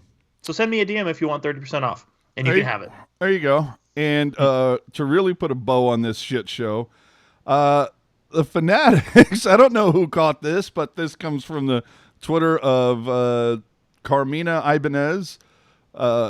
Hey, Fanatics, I think there's something wrong with your website. This could be a really weird joke because they had literally pieces of merch, a jersey, a quarter zip or whatever, listed for billions of dollars, like $1.5 billion. There was other ones that were listed for $1.6 billion. I'm sorry, the Fanatics is becoming, it's like a parody of a merchandise store. You know what I mean? Like it's becoming an SNL skit at how poorly everything is done by this company. How is this company, how do they still exist? I know if I screwed up this much at my job, I wouldn't have a job. I don't get it. The unfortunate thing too is their tagline. If you listen to any of their commercials, it's something like the world leader in sports or something like that, something to that effect. And the sad thing is that tagline is 100% true. Like they are the leader, and it's not good. I'm wondering at what point, because now we saw earlier over this off season that the NHL signed some sort of like 10-year exclusive deal with these jerk offs. Now, the NHL, from what I'm gathering, the NHL signed this deal, so that means that Fanatics is going to do the merch for like the All-Star game, which we saw them completely botch when it was in San Jose last January, where they ran out of. First off, they didn't stock the store fast enough or early enough. They didn't give it enough stock. You know, they showed up with. They had emoji pucks. They showed up with the same amount for every team. You would have thought that, hey, maybe we double, triple the amount for the San Jose guys that we do for everybody else. No, same amount for everybody. So, of course, what happened within the first hour of FanFest being open, all the San Jose Sharks pucks were gone. And then same thing with the jerseys. They, like, by the second day, they had no San Jose jersey. Had everybody else, not San Jose. So it's a company that completely and consistently mismanages inventory, misjudges demand, and as we know, just puts out an abhorrent product. It's horrible. There's no consistency in the coloring. There's no consistency in the sizing. The only consistency is that they suck. That's pretty much it. I was in the Shark store the other day for a Barracuda game. I went in there to see if they had any Sharks Freak stuff, which not made by Fanatics, which is why I was looking for it. But in the back wall, a row of Shark shirts, 2 different shades of teal, both Fanatics. Okay, keep doing it, what you're doing. But either way, Fanatics signed a deal with the NHL. They're going to do the All-Star stuff. They're going to do the Stanley Cup stuff. You know, good luck to you who wins the Stanley Cup, that your merch is going to suck. That, you know, when you buy that shirt or that hat to, you know, my team finally won it, whether you were St. Louis or whatever, the team, and then you end up with this piece of crap hat that you know can wear once if it actually fits. But they did that. The teams, I want to know at some point, when do the teams, the ones that the ones that are using Fanatics, the Sharks are using Fanatics to run their gig. Vegas is not. What jerk? Where would you rather shop? In terms of quality? Yeah, like quality, design, consistency. Vegas, 100%. This is what I'm saying. And that I'll say this: Fanatics make really good hats. I do. Okay, that's a good comment right there. AO saying enter code screw up to add $100 to your total. That's brilliant. I love that. I wish on the YouTube chat you could like thumb things up. That's great. Yeah, and I gotta disagree with you. A couple of their hats have been okay, but some have also been like really bad. Okay, but generally speaking, they make a decent hat. But they're not consistent. Sure. But let's say your team wins the Stanley Cup and you're a size large, you might want to pick up a XX just to be safe. Or a medium. You don't know. You literally have to try everything on. That was the thing when Reebok was making shit. I never had to try anything on. It was like, is it, does it say LXL? Boom, that'll fit. Everything was so consistent. Even and thing is, even Adidas, like my one gripe with Adidas was that their stuff ran. So like I'm an extra large, and in Adidas I would get a 2X, so everything ran a little bit smaller. Mm-hmm. But at least it was consistent. Everything ran a little bit smaller. Yeah. And I like Adidas stuff. I like Reebok stuff, and Fanatics hats are okay. Well. So anyway, we'll see what happens between now and next week. I'm sure Fanatics will find some other new way to screw something up. It's what they do, apparently. The other thing I want to get into for a hot real second, can somebody explain to me Ticketmaster? Like, look, I get it. Okay, you're a for-profit business. I'm not negating that. I'm not disparaging, like, you should not make any profit. I'm not saying that. What I am saying, however, is you need to explain to me, as you can see from the graphic that I'm showing, this is literally a ticket to the same event. This is the Shark Freak hat pack, right? And what are the fees? You know, there's a ticket where the base price is $41, and the fees, if I can find my glasses here, I didn't realize, no, $12.50. Well, if you add on and then $5 processing fee. So yes, you're right, $17.50 for the $41 ticket. But when the base price goes to $173, all of a sudden I go from $17.50 to $26.05. Why? Like, why? Explain to me why my fee, my quote unquote, what is that? The service fee, whatever the hell that means. But I just want to know. You have to pay the guy at Ticketmaster who clicked confirm. No, but that's.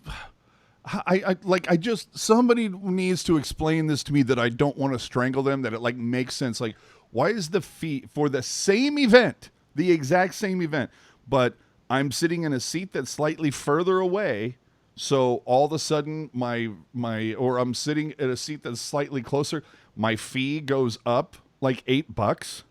Why is the service fee based on the price point? Explain that to me.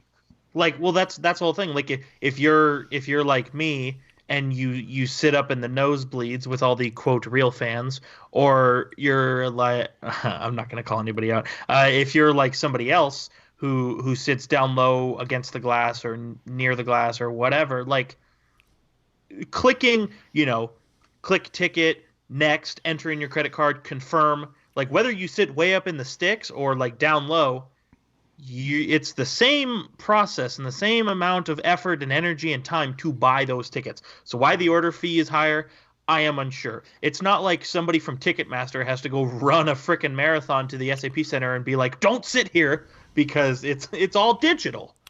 Yeah. Well, and you know what? Cheryl making a great point. Because they can. That's why they do it.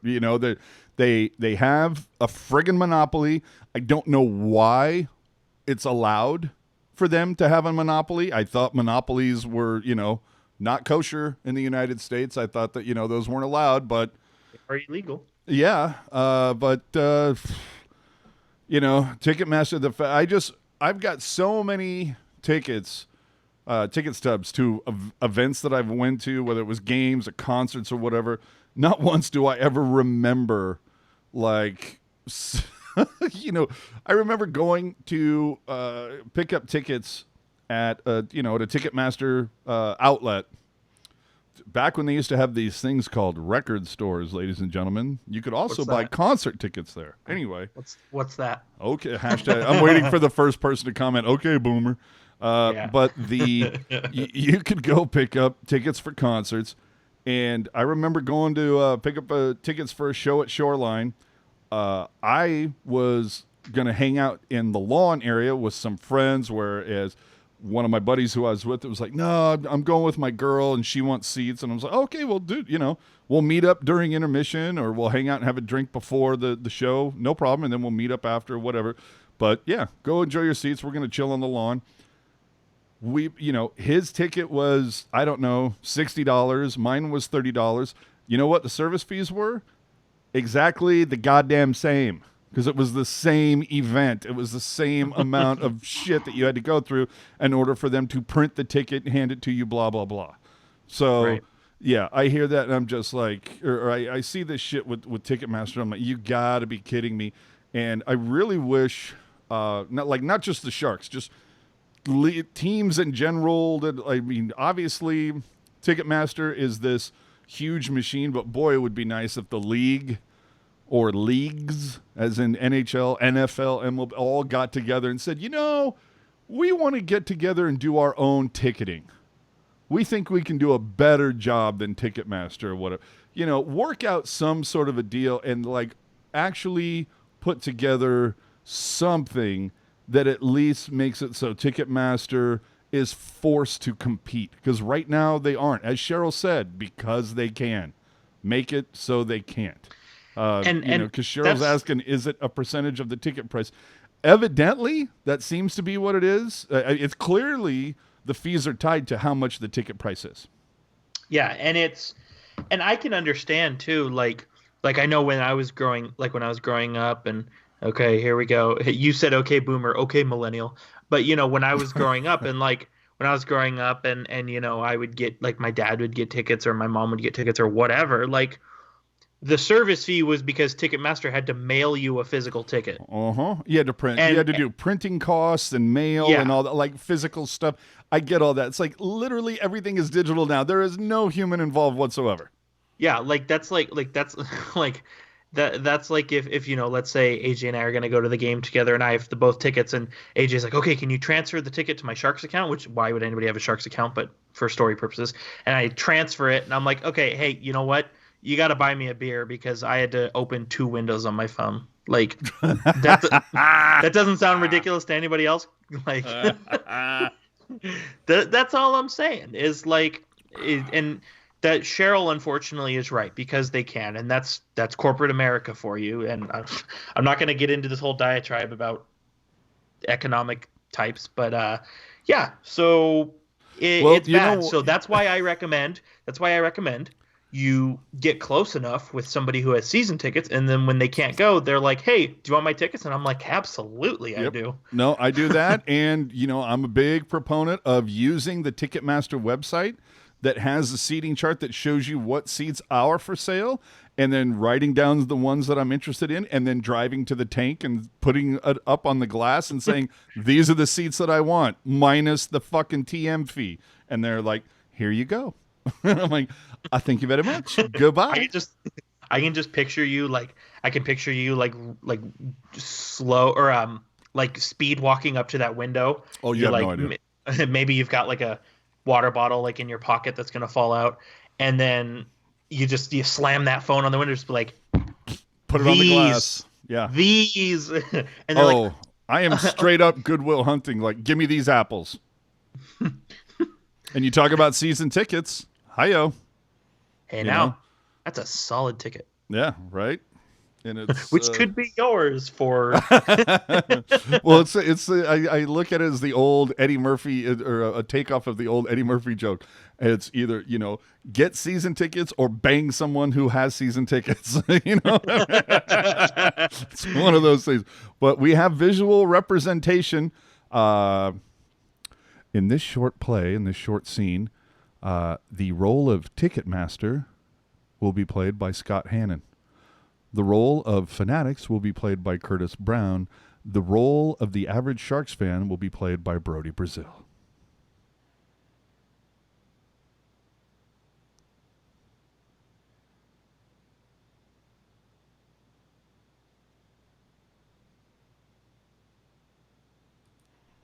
And there you go.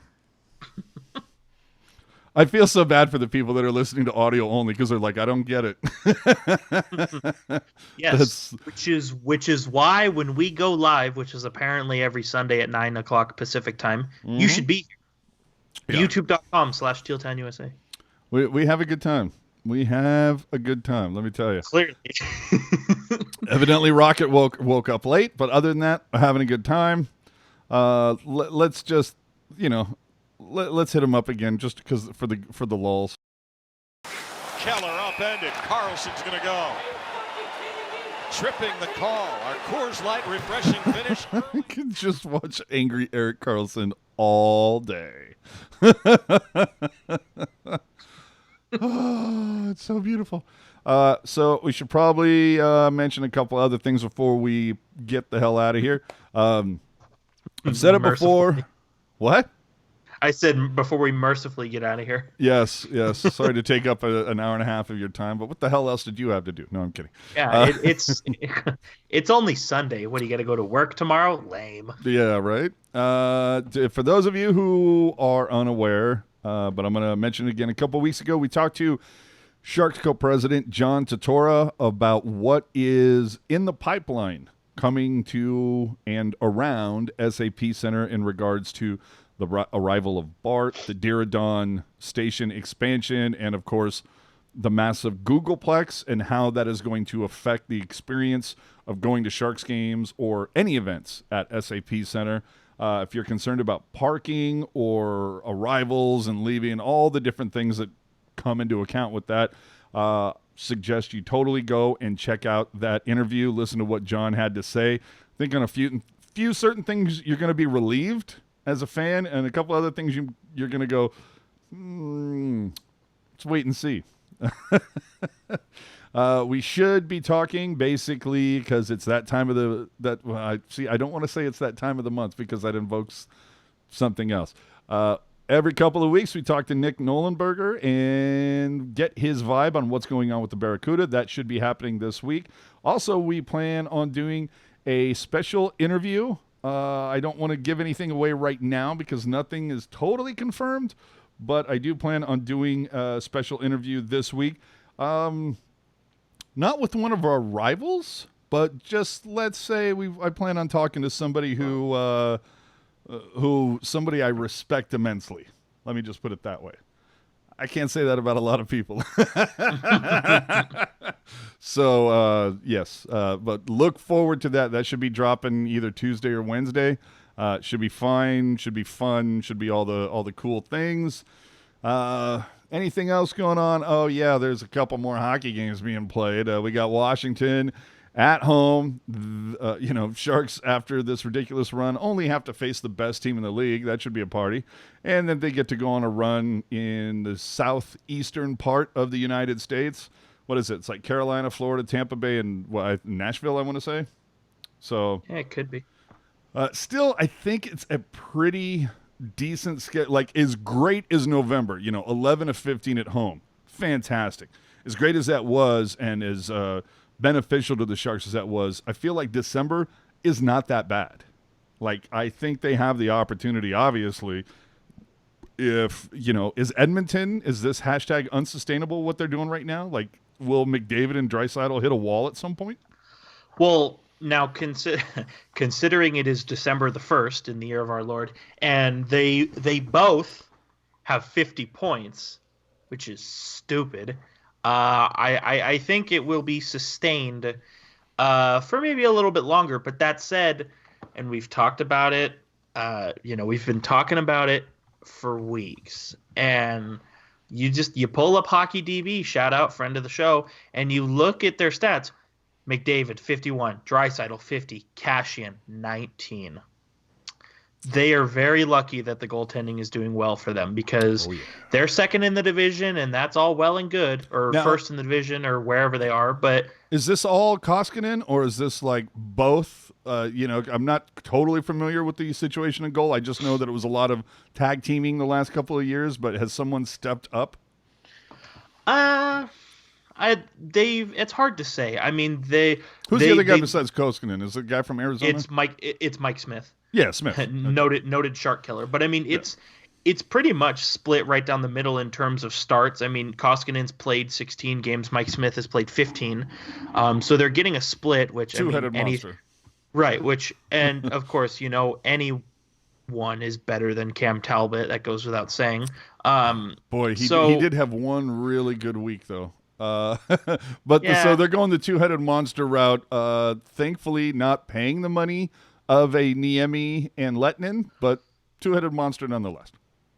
Yeah, I mean the cash. If both of them start to play really poorly, then that Koskinen contract especially might be a little sus. But I think they're both playing well right now, and so it's working for them. But like I said, if the goaltending goes away, or if for some reason McDavid and Draisaitl can't score 3 points a game anymore, I think Edmonton's really going to be in trouble. And especially too with the RFA deadline coming and going today, and Puljujärvi not re-signing or being traded for an asset, Oilers are going to get no help from that area of expertise.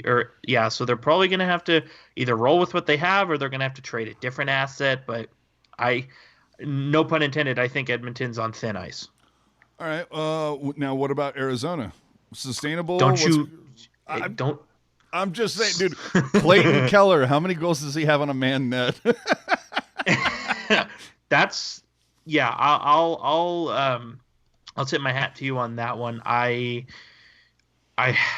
more than anything, I think you need to see more from Clayton Keller. I mean, I know we've talked about this, but he signed the big ticket contract over the summer, obviously signing it a year out from expiring, which it's a big contract, and he's got 16 points in 28 games, which is not awful. But if you're making $7+ million a season, that's got to be like 28 points in 28 games, and especially only 4 goals. And I don't know how many of them are on a man net. I'd have to look into it. But Arizona, they're kind of in a position where like they're doing really well and they could stand to get better. Their second best defenseman, Nick Hjalmarsson, has been injured since the 5th game of the season, and he's not going to be back until I want to say January. So once he comes back for them, obviously that's huge. So who's your top pair then? Are you talking OEL and Daddy at this point? I mean it's obviously OEL, but his defense partner in their last game, which was obviously against the Sharks, was Jason Demers. And then you obviously have Chychrun, Goligoski, Lyubushkin, Osterley, which is not a bad 6, but you get Hjalmarsson into that mix, even better on the back end for them. Darcy Kemper and Antti Ranta has been a very good pair for them in goal. And then to tie that into, for the fans that are unaware, but to tie that into a Sharks thing, remember, Hjalmarsson is the guy that back in 2010 the Sharks went for from Chicago and ended up taking the Emmy after the basically Chicago matched the offer. But anyway, go ahead. Yeah, that, and also they're getting good goaltending. If Hjalmarsson comes back, the defense is better. But also, and I believe it was AO who pointed it out in the chat as well, Phil Kessel and, like you talked about, Clayton Keller are both, and even Derek Stepan a little bit, are all underperforming. If those three... Is this a case of Arizona needs better flavor of hot dogs? I couldn't tell you what it was. I mean, Keller's, Kessel, and Stepan, that was their top line for a hot minute, which is a damn good line. If those 3 guys can get going, Arizona's going to really be fighting for that top spot in the division. And it's... like I said, they're playing really well, and they're still not playing their best, if that makes any sense. No, absolutely does. And excuse me while I whip this out. Well, we're going to take a hot peek at the Sharks schedule. At this point, we've gone so long, I don't even care how much longer it goes. Sorry for those of you listening on the audio feed. Let's see, Arizona. The Sharks take them on Tuesday the 17th. So, again, like I was saying, you got Washington, but then at Carolina, who's 4th in theirs right now. Tampa Bay, disappointment at 6th. Florida, kind of a shocker, at 2nd in their division. And remember, Tampa and Florida, a little bit. Tampa and Florida, clearly the bigger shock is Tampa being where they are versus Florida being where they are. But that's a back-to-back. You would assume Dell's going to get a start in there somewhere. Then at Nashville, that could be a tough game, although Nashville, not the Nashville that we've seen the last couple of years. They seem to be kind of hit and miss. Then you get the Rangers who, God, is anybody talking about the Rangers? Vancouver, that's going to be a tough game. And remember, right now, Vancouver's sitting at, I think, 6th? Right? No, 5th, because you got Vegas and then Vancouver, I believe. Vancouver is in 4th, actually, right now. But they're ahead of Vegas? Vancouver is ahead. Vancouver's in 4th, but they're tied with Vegas in 5th and Calgary in 6th. So either way, it could fall at any way. Well, in Vancouver, so that's going to be a tough game for Vancouver. They're going to be fighting to get back in. And like I said, Arizona. Then you get the Stanley Cup champion St. Louis Blues, who right now I believe are back in the division lead. Yes. In the division lead by a pretty comfortable margin. Yeah. Okay. Well, conference lead too. Yes. By 3 points, yeah. Yeah, so you have that. Philadelphia. They've been really hot in November. But this game happens in December. Also true. But for reference, they got 24 points in November, which is 2 more than the Sharks got in November. Yeah. Then they finish out the month at Detroit. That should be fun at the Dojo. Again, for another year, this seems to be a trend. Tell me if I'm wrong. And I'll need to go back and look at some of my schedules here. But it seems that, yes, I'm looking at it from the, 17-18 season, that the Sharks played at Dallas on New Year's Eve. Then the year before that played at LA on New Year's Eve. So it seems to be a running gag for the NHL that the Sharks typically spend New Year's Eve away from their families. That's pretty consistent. Yeah, and if I remember correctly, I don't know if it was at Dallas. There was somewhere. No, it wasn't that. Was it last season, I want to say? I can't remember where they played, but I remember like a photo being like put on Instagram or something where they like celebrated New Year's Eve in the air. Like they were holding up, a couple players were holding up cocktails, and like it was like Timo and somebody else. But either way, again, the Sharks play on the road on New Year's, but that's the start of a 5-game roadie that's not going to be easy. Well, with the exception of starting at Detroit, at Pittsburgh, at Columbus, at Washington, at St. Louis. You know what a really other odd scheduling quirk that I noticed this season that kind of stood out to me a couple days ago? Do you know that the Sharks, I think 7 times this season, and I don't ever remember seeing this ever before, 7 times this season, the Sharks played the same team in a calendar week. Usually we see, again, I'm going to dazzle you with my memory of stupid details. We usually see that with Edmonton in November and Vancouver in February. Yeah, and I think we've even seen it once or twice, like towards the end of April, where we've seen something silly. Didn't that happen with like Calgary, like 2 or 3 seasons ago? It was like in the last 7 games of the season, we played Calgary twice, Edmonton twice, and like LA twice or something. Yeah, no, last season, the last 7 games of the year, it was Edmonton, Calgary, Vegas, Edmonton, Calgary, Vegas, Colorado, or something to that effect. So hold on, I've got the 16-17 schedule. The last 6 games: at Edmonton, at Calgary, at Vancouver, hosting Edmonton, hosting Calgary. So this, it's not like this hasn't happened before, but that all happening at the end of the season, that was clearly weird. And I guarantee you the times when the Sharks weren't playing a particular team, those two, what did I say? It was all versus Western Canada. So I'm sure when the Sharks were playing Vancouver, that's when Edmonton and Calgary were facing each other, and so on and so forth. But this season, there was, what was it? There's the week. Well, remember, there was the home and home with Buffalo. There was home and home with Vegas, right? Yes. Then what did we just do? Oh, there was Edmonton on the 12th. Then a week later on the 19th. Then you had LA twice in 4 days. And what's the either way, if you go through the schedule, you'll see Columbus on the 4th, and then again on the 9th of January. So either way, and this happens like 7 times this season. I can't ever remember it happening like that. Like 3 times maybe, not 7. Seems odd.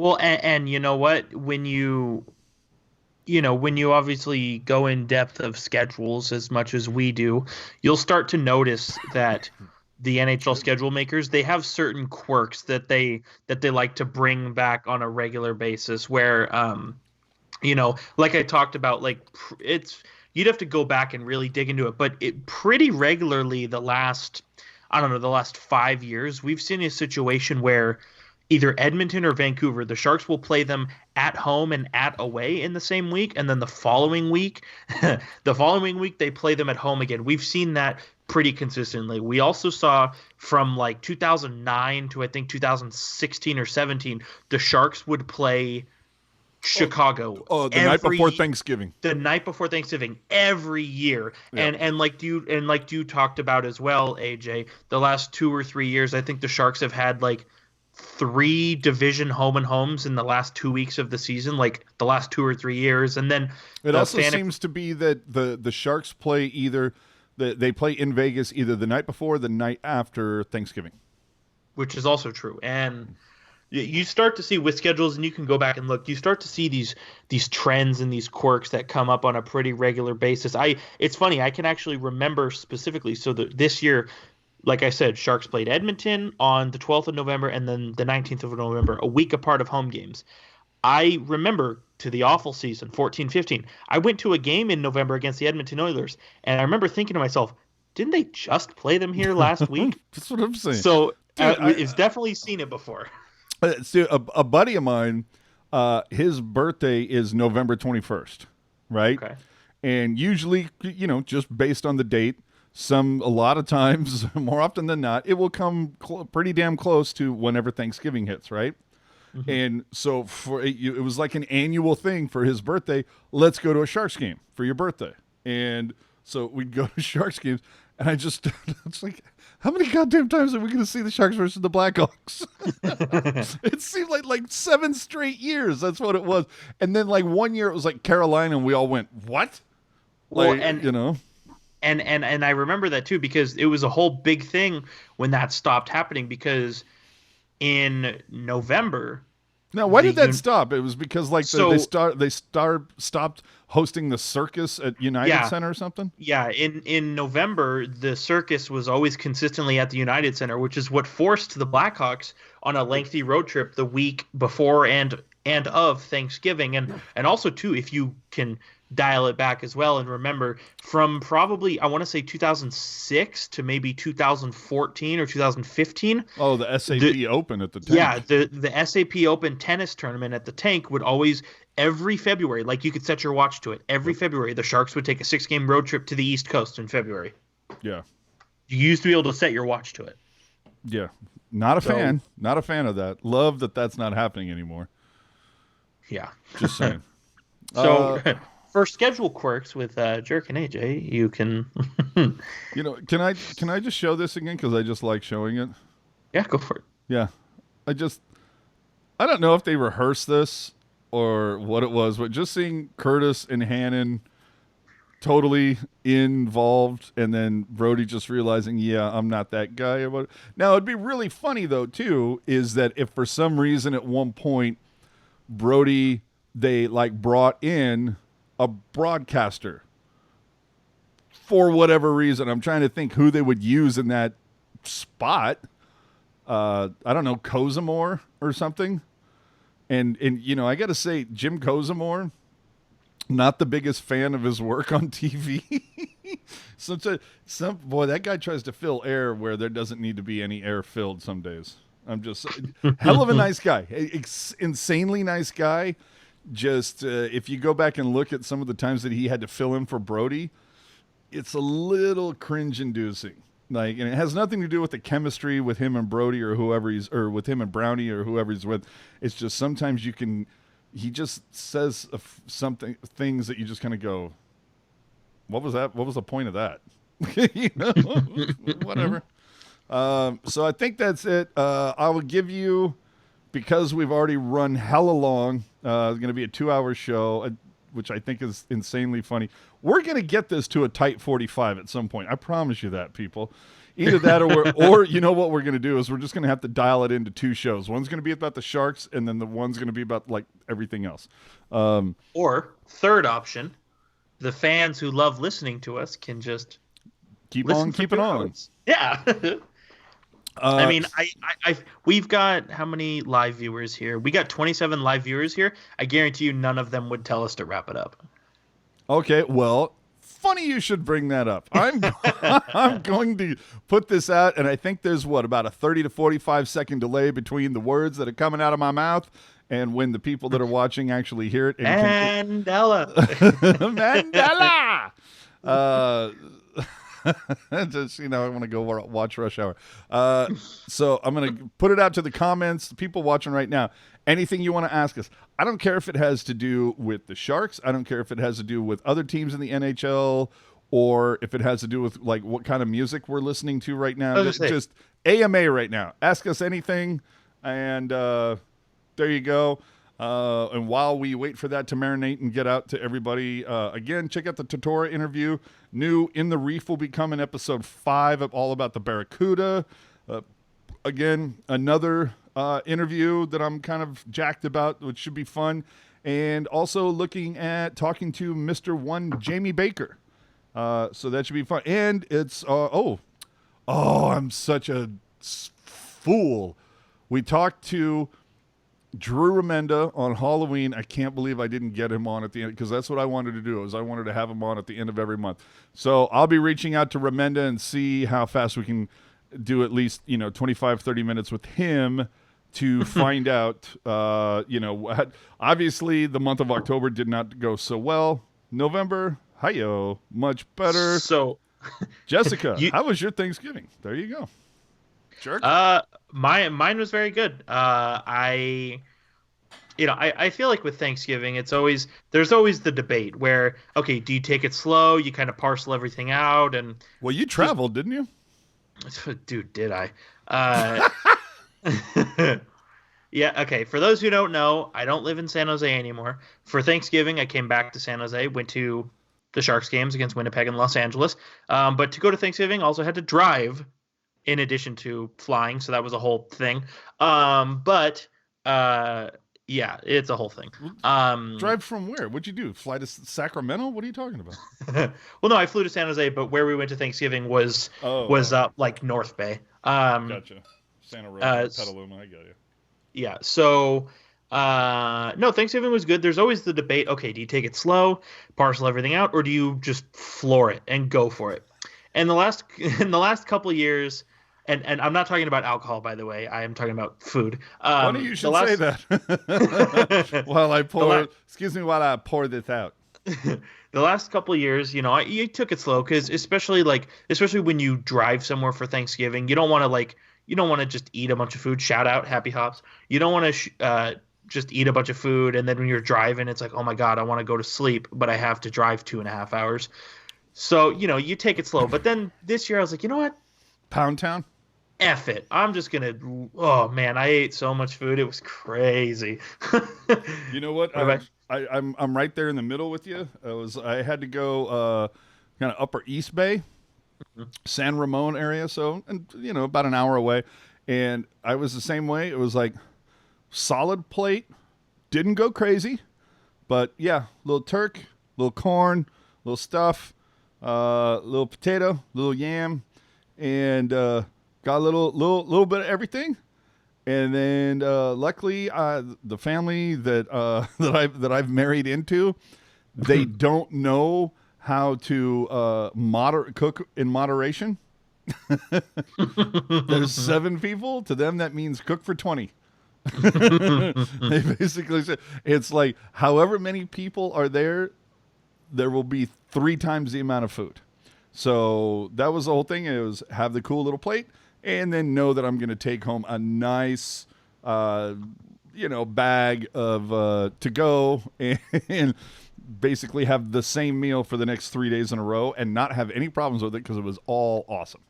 Well, and it's funny that you say that because where I went for Thanksgiving, there were you do just quick math in my head, there were 9, 10, 11, 12. There were 13 of us. And so the family member whose home I was at, they were pulling everything out, getting everything prepared. And one of the grocery bags they had like 20 cheap plastic containers, and I'm like, what are those for? And she's like, this is so we don't get stuck with a bunch of food. We're sending everybody with something. I was like, I love it. Dude, it's great. That's bomb. Yeah, no, it's fantastic. And aside from Jessica, nobody wants to know anything. This is your time to know all of our dirty secrets that aren't about hockey. This is your time. This is our getting to know you segment. And everybody's kind of like, you know what I know about these assholes, that's already too much. I came here for hockey. I didn't come here for Thanksgiving talk. Yeah, right? All I'm saying is this is your chance. This is your chance. I know. So, do you think that we will see anything change with... Well, I should put it this way. Do you think the Sharks are just going to dive more into the Kuda pool, whether it's Blichfeld... you're Tyken, he had a couple decent games here and there, but no, he definitely needs to put some consistency together. I loves me some Hamgawaks, but he's just too tiny for me. But Blichfeld seems to be a guy who's going to get a... Shemlevsky, after being injured for so long, seems to be putting things in the right order. Obviously, with DeBoer doing the whole roll 7 because Radil sucks, or I think this guy sucks. Do you think we're going to see anybody else called up, like a Blichfeld or anything like that? I should say that because right now, what do the Sharks have in cap space? Like $800K? I mean, that's nothing. Yeah, 890,000, I believe. But Oof. you send. But thing is, you send a guy like Gregor or Gambrell down. All of the sudden, that turns into 1.6 mil. You can call up another forward. Wave Prout. Well, that's the sucky thing. You can't waive a guy who's on LTIR. You know what? Just load them up with what's that stuff called? It's supposed to make everything feel good, and like you don't feel anything. Whatever Russian it is. gas? Yeah, something like that. Either way, yeah, get them feeling better. I don't know. I think if like I talked about earlier, I think if Gregor and Gambrell and Melko Karlsson, I think if that can be an effective line, I don't think we see the Kuda pool dug into too much. But if all of a sudden, if he's healthy, obviously, but if Gregor and Gambrell are going to go another 12 games without scoring, maybe a Blichfeld or a Chemlevsky does come up. But if they're going to play consistent minutes and chip in here and there, then I don't see a reason to call anybody up. Especially, I mean, the Barracuda, we talk about the fourth line being a revolving door with all the call-ups and scratches and moving around. The Barracuda could use some stability themselves. Yeah, but that's not what they're, that doesn't matter. They're all about feeding the big club, so. Right. Oh, we have another question. AJ. Hold on. It says you play guitar. What are you rocking? Well, I have 4, including an acoustic. I've got an Ibanez acoustic, a Gibson Explorer, a Fender Telecaster, and an ESP Hybrid 2. And a Line 6 amplifier. Used to have a Marshall, but the the Line 6 offers a lot more flexibility. And I have recently found my recorder from 4th grade. So there you go. Hey now. I look forward to. Oh, next week on the podcast, if you want, I can just blow into it in my microphone. There you go. Hockey related. If there is moolah, who do you target and get at the deadline? Well, I don't think it's worth going there. I appreciate the question, Jess, but I don't think it's worth going to unless there is moolah. And right now, like between what Jerk was saying, the only way you get any moolah, unfortunately, I think, is if you move Dylan because he's got the most movable contract and he's got good value right now. Like I can see the Sharks moving him just because, like, will he be any more valuable right now? And you already know that you're already kind of up against the cap.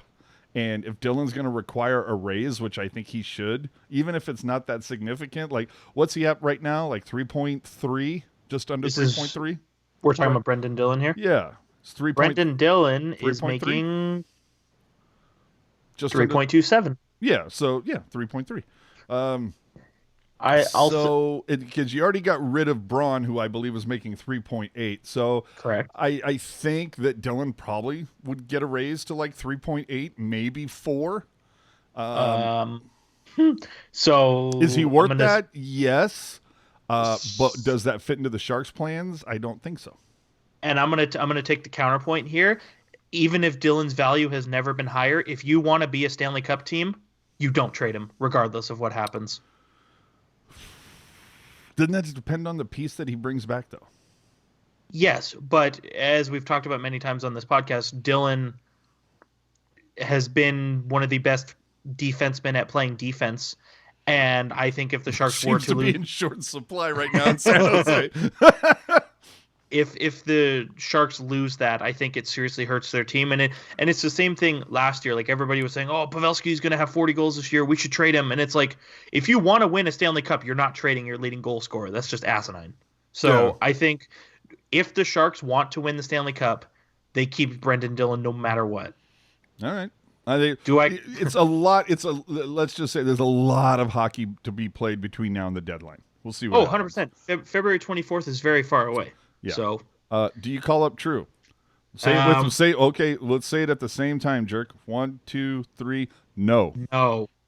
And that's really unfortunate because for those who don't know, Alexander True is my favorite player on the Barracuda. I do have an Alexander True jersey. However, he has done okay this season, but compared to last season, he has struggled.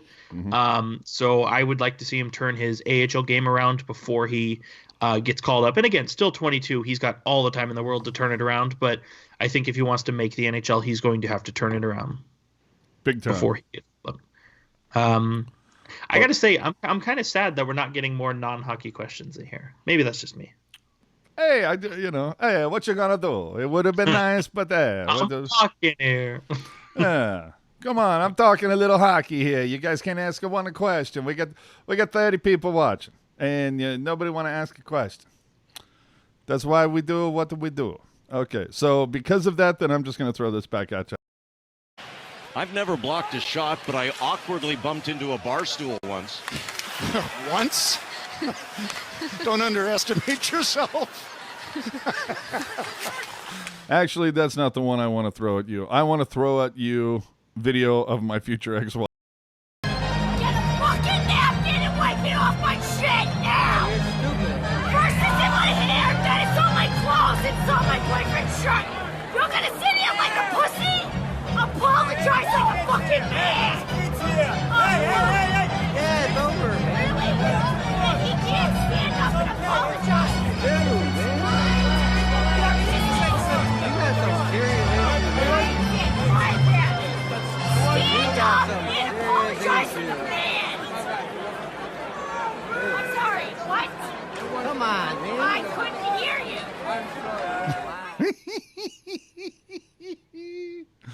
Oh, man, that chick is a lunatic. And I'd so want to sit next to her at a game sometime. Wouldn't that be outstanding? Oh, that would just be beautiful. I would love to sit next to her at a game sometime. Just, could you imagine the stuff that would come out of that girl's mouth? Wow. Ooh. Okay, so Race Fan Rocks here. One non-hockey question. French dip sandwich or hot pastrami? Neither. I'm going to go with the hot roast beef from Togo's. Well, see, but here's the thing, though. He or she, I don't want to make any presumptions, but Race's Fan Rocks 4 did not stipulate what eating establishment we're talking about. Now, also true. If we're talking French dip versus hot pastrami, like, are we talking Harry's Hofbrau? Or are we talking Togo's? Or are we talking Amato's? I mean, there's a lot of ways you could go with this. 3 really solid places. I'm very sad that Harry's Hofbrau over in Santa Clara closed. Right? Very sad. There's of course, I don't live in the Bay Area anymore, so it doesn't matter. But I'm still sad. Yes. There's, you know who shockingly does a good. Oh shit! Here we go with now you're sending us into the food rabbit hole. We might not come out. Who does a killer French dip is Black Bear Diner. Bizarrely Interesting. enough, they Interesting. do killer dip, and then California sourdough at Brokaw Oakland Road. They do a killer sourdough sandwich. You can either do a roast beef or a pastrami or whatever.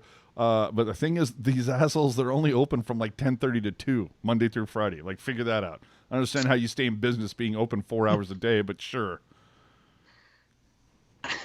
Just saying. But yeah, well, wait a minute. French dip, neither of those are Philly cheesesteaks. So, hot pastrami, God, I'm kind of leaning towards California sourdough. French dip, I'm going to say Black Bear.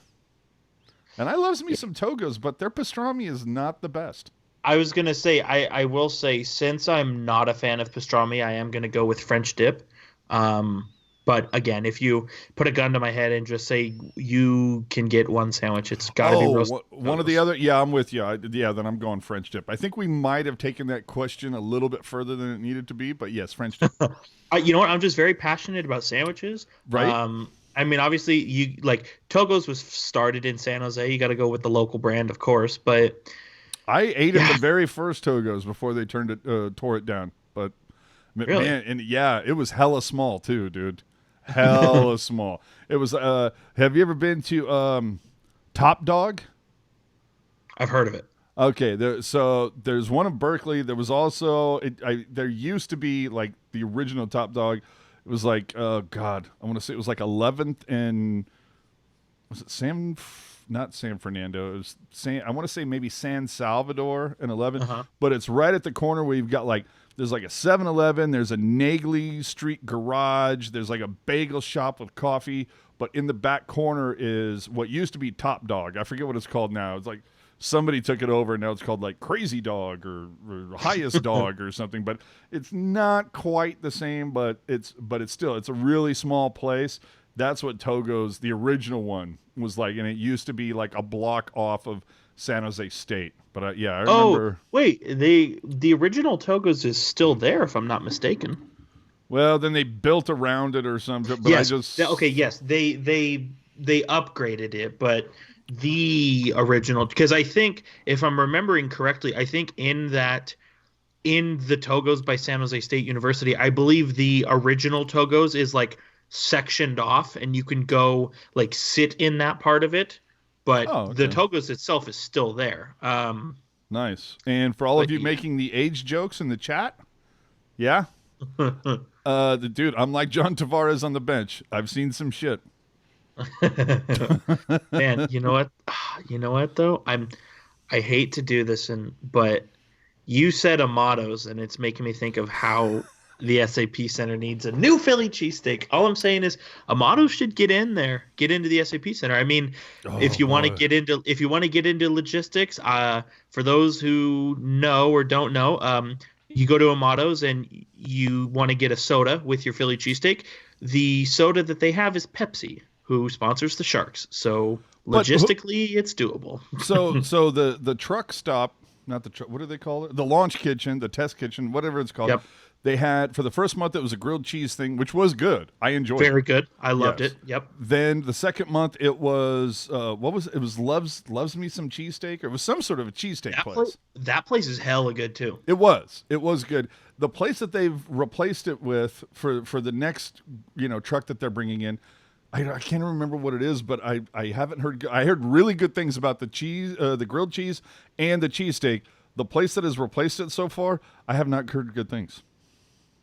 Well, there you go. All I'm saying is, if Staples Center can have a McDonald's, why can't we have a Motto's? That's all I'm saying. That's all I'm saying. Best pizza. You can vamp on this for a moment. I'll be back. Oh no. I feel like, okay, hello chat. AJ has gone to get a drink evidently or something. So best pizza. You know what? I feel like I'm going to get murdered for this, but I really love me some Round Table pizza, and four in the net pizza you get, obviously. I don't know. There's just something about Round Table, and don't get me, it's damn expensive. That's why you got to go to the lunch buffet 11 a.m. to 2 p.m. on weekdays. But Round Table pizza it's just so good, But I think if you want to go like the non-conventional route, obviously stuffed pizza is really good, which is where we had the Tealtown USA viewing party at Stuffed Pizza in Milpitas. There's only 3 acceptable answers to this question: Bebo's in Willow Glen, Slice of New York in San Jose, Stuffed Pizza in Milpitas. Everything else is shit. So I said my favorite pizza place is Round Table, but yeah, I know. It's because I'm a millennial. I'm simple. No, dude, I grew up on Round Table. I was a kid, growed up on the Domino's, yeah, which lasted for a hot second. I was like, yeah, that wasn't good. Because remember, when you're a kid, 9, 10, 11 years old, all what is it? Pizza's like sex. There's no such thing as bad pizza or bad sex. Domino's, it's the old joke. Domino's was like having sex with a corpse made of sandpaper. Jesus. So, Little Caesars, not much better. In fact, sometimes I do Little Caesars just for the crazy bread, not for the pizza. Oh, yeah. Right? But did the Straw Hat, did Pizza Hut. Pizza Hut, never liked Pizza Hut, but Straw Hat I thought was decent. But yeah, out of all of them, Round Table, definitely like my favorite of the chains. Yeah. Pizza My Heart, like way too greasy. Too greasy. I'll say this because you mentioned Slice of New York, very good. Love Slice of New York. Rosie's on the Alameda is very Yep. good. Dig Went them there as a well. lot. Went there a lot in high school and college. Rosie's is obviously really good. I'll be honest, and it's weird that I know this. I haven't had stuffed pizza since 2009. I still hold it to a very high standard because when I had it, oh my God, it was so good. And it was one of those things where you get it and it's so good where it's like, crap, I got to come back here in like a week and get it again. And I did. And it's, oh my God, stuffed pizza so good. I haven't had it in 10 years, which makes me very upset. So next time in San Jose, I might make that happen. But yeah, no, Round Table definitely best of the chains. I will say for the price, Little Caesars is pretty good, but you're right. The crazy bread is out of this world. But I remember when I was a kid growing up, Round Table, shout out, 4 in the net pizza you get. They had a pizza. It was called, oh my God, it was called the Big Vinny. Yeah, there was a whole commercial, whole thing based Yeah. around that. Yeah. Yeah, it was a pepperoni pizza, but the crust Bomb. the crust was their garlic twists. Yeah. It has changed my life. That's all I'm saying. And I don't recall if I've definitely thought it, but I think I might send them a DM and tell them to bring the Big Vinny back because my Lord, it was good. Dude, we got to sit here and be like, and now foodie time with I was gonna Jerk say, and AJ. I feel like when you do this in post, I feel like the end of the hockey talk and then our outros, just clip those together and be like, that's the podcast. No, I'm not clipping jack shit this time. It's like, all in. You know what? Okay, Jose's saying Tony and Alba's is the best pizza in Bay Area. I'll be honest, I haven't been there since I was a kid, but from what I remember, it was good. It's good. Would it make my top 5? I don't know. Again, Bebo's, Slice of New York, stuffed. Rosie's might be my number 4. I don't know if Tony and Alba's would do it or not. I'd have to. I've also heard there's supposedly a place in either Morgan Hill or Gilroy that I need to check out. Oh, and there's a place in Redwood City actually that would be in my top 4. It would knock Rosie's out, called Speederia. They did a garlic chicken pesto, life changing. Life changing. It has changed my life. Yeah, but there is a place I've heard, evidently in like Morgan Hill or Gilroy, somewhere in the deep, what I refer to as the deep south of the Bay Area, and I'll just leave it at that. No disrespect, Jessica. Oh, okay. You know what, Jessica? Yes, Pizza Factory is really good too. I do like me some Pizza Factory. See, I'm not a fan of Pizza Factory. Here's the thing with Pizza Factory and pizza in general. So, to me, what constitutes a good pizza is, you can wake up the next morning and the pizza's been sitting on the counter all night and you can go take a bite, no problem. Round Table is really good with that. Domino's is a little sus, but I will say Pizza Factory, very, very, very good fresh. But you get that like one day on the counter kind of deal. It's not that great. Oh, see, Stuffed is one of those places like, yeah, you leave it on the counter for like 5 or 6 hours. You can go back to the box and it's still pretty decent. Absolutely. Or you throw it in you keep it in the box, throw it in the fridge. The next morning, if you can eat it cold, then it's badass. And that Stuffed is one you can eat really well cold, but also you throw it in the microwave for like 30, 35 seconds. Still bomb. Like they do. That's the one thing about New York pizza. It doesn't reheat the best, but that stuffed pizza reheats just right. So, and it's funny, we've had the Chicago deep dish pizza. That's not pizza. That is marinara soup in a bread bowl. Yeah, that is an above ground swimming pool for rats. Yeah, personally, I'm not a fan of deep dish pizza for, like you said, just too much sauce on it. I mean, if you want a deep dish pizza, you might as well have lasagna. I love sauce, but you know how I know that that's not pizza? They call it deep dish pizza or Chicago pizza, Chicago style pizza or whatever. You know what we call New York pizza? pizza. So that's, yeah, you can see all of this with Jon Stewart, but yeah, this is no deep. Yeah, it's a casserole. I want to know when I get drunk and pass out that I'm not going to drown on my pizza, and that's what's going to happen with Chicago pizza. Okay. And so I've noticed too, whenever we talk about pizza, you always put Bebo's in your top 5. Now don't get me wrong, Bebo's is top 2. Sure. Now don't get me wrong, Bebo's is good, but I don't think it's top 5 good. Just my own personal opinion. Yeah, it's all good. Well, I mean, okay. Now I'm talking locally, all time. Numero uno, and it pisses me off that it. Oh, I already know what you're gonna say. Grimaldi's. Yep, I already knew you were gonna say that. Go to the Palazzo, my friend. Grimaldi's. Oofa. Damn, that is some good pie. That is life-altering pie right there. All right, so we've done pizza, we've done sandwiches. Anything else before we end this shit show?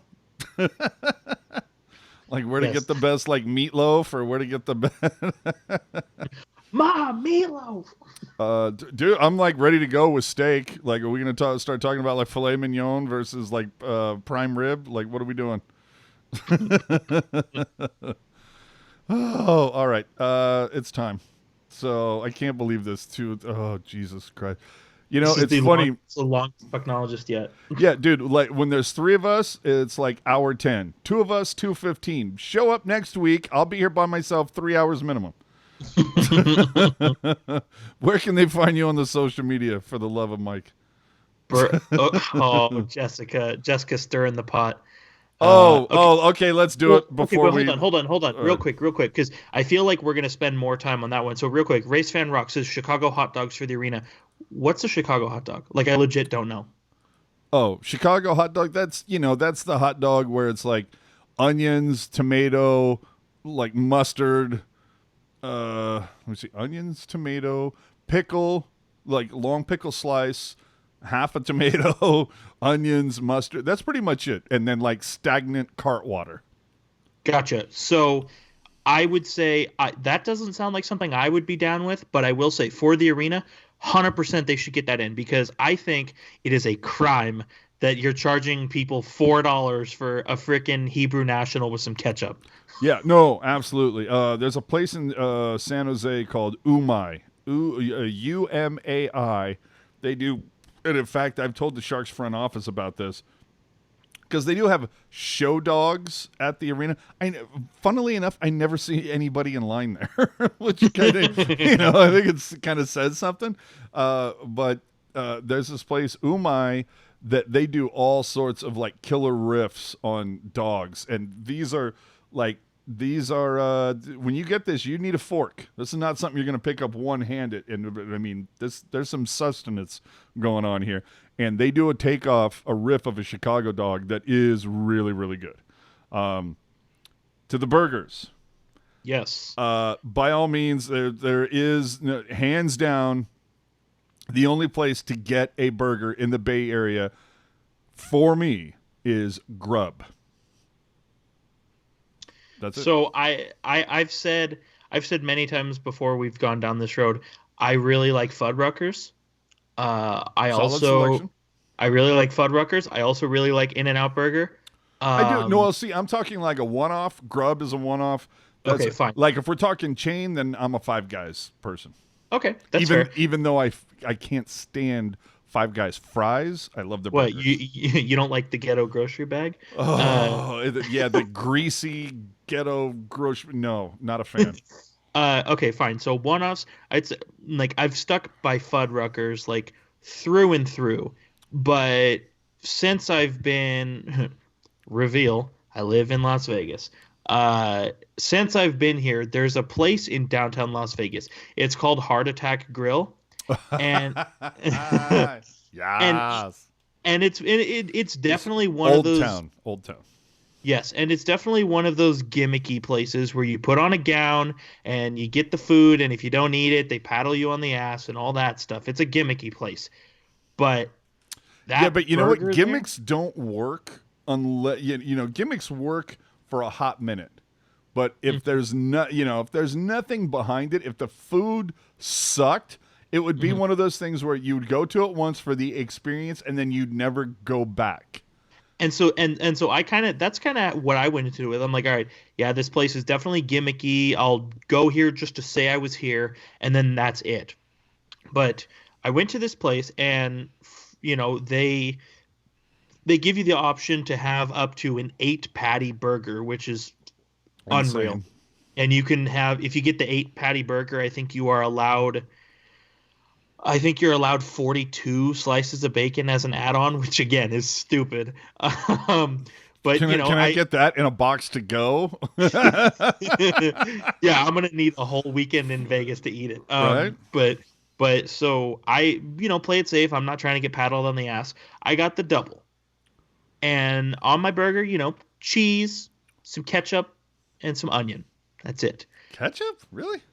Oh, dude, I've never been a ketchup on a burger guy. Like a I'm little everything guy. scotch of mayonnaise, little slab of mustard, but no. Oh, I am not a mustard guy. But you get the ketchup. You get the ketchup and the mayonnaise, and you mix it together. Oh, well, then you might as well just go Thousand Island. See, a lot of people say that, but the ketchup and mayonnaise concoction, it's a skosh thicker than Thousand Island. Jesus Christ. We really need to do this live. We need to get burgers from 5 different places and try it. And oh God! Go full blown taste test. Do a Teal Town USA mukbang. Yeah. Marty's saying, I feel like too many toppings defeats the purpose on a burger or a dog. You shouldn't need a knife or a fork. 100%. I agree. Yeah, with that. for the most part. But I will tell you, not needing a knife and fork overall, sure. But sometimes there's enough toppings that, after you've eaten said item, you have fall off. Things fall off, and so you need a knife or at the very least you need a fork or a spoon to get the stuff that fell off. But I'm going to tell you, because he's talking about too many toppings, get the mac and cheese burger at Grub, and it's literally just bun, burger. I think there might be a little bit of bacon, but it's essentially just a layer of mac and cheese. Might be some little tiny bit of sauce, and that's it. But they put a nice amount of mac and cheese in there, and a lot of it, kind of falls off. But it's life-altering. It's so good. Yeah. I've never been to Grub. It sounds like I should go. But anyways. Let me know next time you're back in the Bay Area, bro.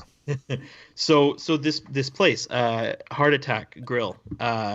So like I said, played it safe, got the double. And this burger, gimmick aside, it was a really good burger. I'm eating it, and like I said, I only had cheese and some ketchup and some onion. I'm like, damn, I kind of wish I got the triple just because of how good this burger was. And you need the balance, Yeah, and I don't want to say it was the best burger I've ever had because it's a gimmicky place, obviously, but it may have been one of the best burgers I've ever had. I don't know what it was. There was no secret sauce or topping or anything that made it stand out. It was just, you look at it, it's just a burger, but something about it, I don't know. That's how I am about Five Guys. I am literally fine if they just give me bun, lettuce, cheese, and burger. That's it. Yeah. Maybe a drizzle of mayonnaise or something like that. But literally, I could just seriously eat burger, patty, cheese, bun, and be fine. All right. So I got another one for you. Oh, shit. Here we go. This is a little bit different. And chat, feel free to chime in as well. Did the waitress alter your perception of the burger? Now, what the hell does that mean? Because the waitresses at Heart Attack, they're dressed in slutty nurses outfits. Oh, dolled up in the slutty nurse outfit. Okay. Yeah, I'm gonna say Hold no. on. Do they come around with ketchup and mayonnaise? Are they in syringes? That would be smart, but no. Dude, that would be awesome. I'll be honest, Marty T. I'm gonna say no because while I was there, I don't know what there was one of the wait staff. He was going around the restaurant and there's music, karaoke music playing, and he's shoving a microphone in people's face. I'm like, come on, sing along. And so I purposely had my head down because I'm like, okay, if I don't look at this guy, he won't put the microphone in my face and I won't have to do anything in front of these people. So I'm going to go with no, only because I didn't really observe any of that. But okay, so here's my question. Chat, feel free to jump in as well. Best fast food French fry. Oh boy. I feel like there's only one answer, but go ahead. I mean, for me, it's McDonald's. Yep, McDonald's. Yeah, but you know what it is? A lot of it has to do with, see, I'm a real snob when it comes to French fries because they got to be like piping hot. I can't do room temperature fries, man. I loves me some McDonald's fries, but in the moment, I loves me some In-N-Out fries. That real potato flavor, I'm down with that. I likes me some Jack in the Box curly fries. I'm not a fan of curly fries. Oh, see, at the right place. No, I digs me some curly fries. But if we're just talking straight fries, McDonald's. But and it's been forever since I've been there. I swear to God, hate me if you want, at me, I don't care. You know who used to have the bomb ass fries, and they might still. It's just been a long time since I've been. Dude, the San Jose Flea Market. Interesting. Dude, they had bomb fries. It was like very similar to like a McDonald's fry. Oh, look at that. See? What was I telling you, dude? Jack in the Box for the curlies. I'm telling you. A lot of votes for McDonald's. That's like the one thing that McDonald's can do like pretty bomb. Yeah, I was gonna say at this point in time, McDonald's fries are probably the only thing from McDonald's that I can deal with. Yeah, you're not wrong. They it's weird. Like 8 or 9 months ago or whatever, they did like a month or two of like some artisan burger that was where they used like a really good bun and I can't remember, but it was some artisan burger type of thing. It was like really good, and I was like, oh well, this will never last because it's the one thing they make that I like. So yeah. Probably has a 3-month shelf life, and I'll be damned if I wasn't right. All right, Jesus Christ. Okay, so I'm just going to put this out here now. Next week, we'll be going live at 9. We will talk about hockey from 9 to 10. And then after that, we're going to shut this shit down and just go to Discord. And we'll talk about everything, music, food, what have you. It's fine. Jerk. Oh, my God. That. Where can the people, and we'll invite other people on, we'll get the Canadian viewpoint from Ian and how bad burgers and pizzas suck in Canada, but how great their poutine is or fries are. We can go to Rocket, who currently lives in places unknown, and get her viewpoint for that, and so on and so forth. So, Jerk, where can the people find you on the social media so we can get that out of here? What a show. That's what I'm saying. Whew, man. All right. Well, I've never wanted to talk with anybody for 2.5 hours, but this worked out. So if you're interested in my opinions on the San Jose Sharks, the San Jose Barracuda, the NHL hockey thing, all hockey at large, yes. Follow me on Twitter at @hockey_jerk. As AJ said, if you are interested in my opinions on food, music, anything else we can talk about that's not going to offend anyone or get me shot, you can go to the Teal Town USA Discord after next week's show, probably. But then Jerk's going to help me set that up. We're all good. And like I said earlier, if you are in desperate need of a 30% off code on Fanatics.com, send me a DM on Twitter, like I said, at @hockey_jerk. And for the F of it, I haven't done this for a while. If you, for some reason, feel compelled to send me an email, for some reason, you can do that. hockeyjerk10@gmail.com. There you go. And I am AJ_strong. If you would like something autographed by Barclay Goodrow and inscribed Game 7 double overtime, I'm your Huckleberry. I can make sure that happens. You can find me on social media. In fact, the reason why I say that, look over my left shoulder, people. See the photo of the photo Barclay scoring. I can get like 10 of those run off and have him not only sign it, but put Game 7 to OT. Just saying. Like my new lithograph down there, by the way. Yeah, that's really sharp. Yeah. So anyway, AJ_strong on the social media platforms, blah, blah, blah, blah, blah. You know the deal.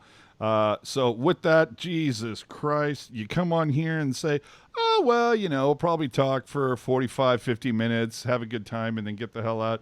And then 2.5 hours later, and you're still not done talking. Go figure. So thanks very much for watching. I guess this is what happens when I don't do After Dark very often, is I just save it all up for the weekend. So thank you very much for watching. We will catch you next week for episode 84. We might have Rocket back. We might not. Who knows? But thanks for watching episode 84 next week. All about the San Jose Sharks, maybe a little bit shorter. Take it easy, everyone.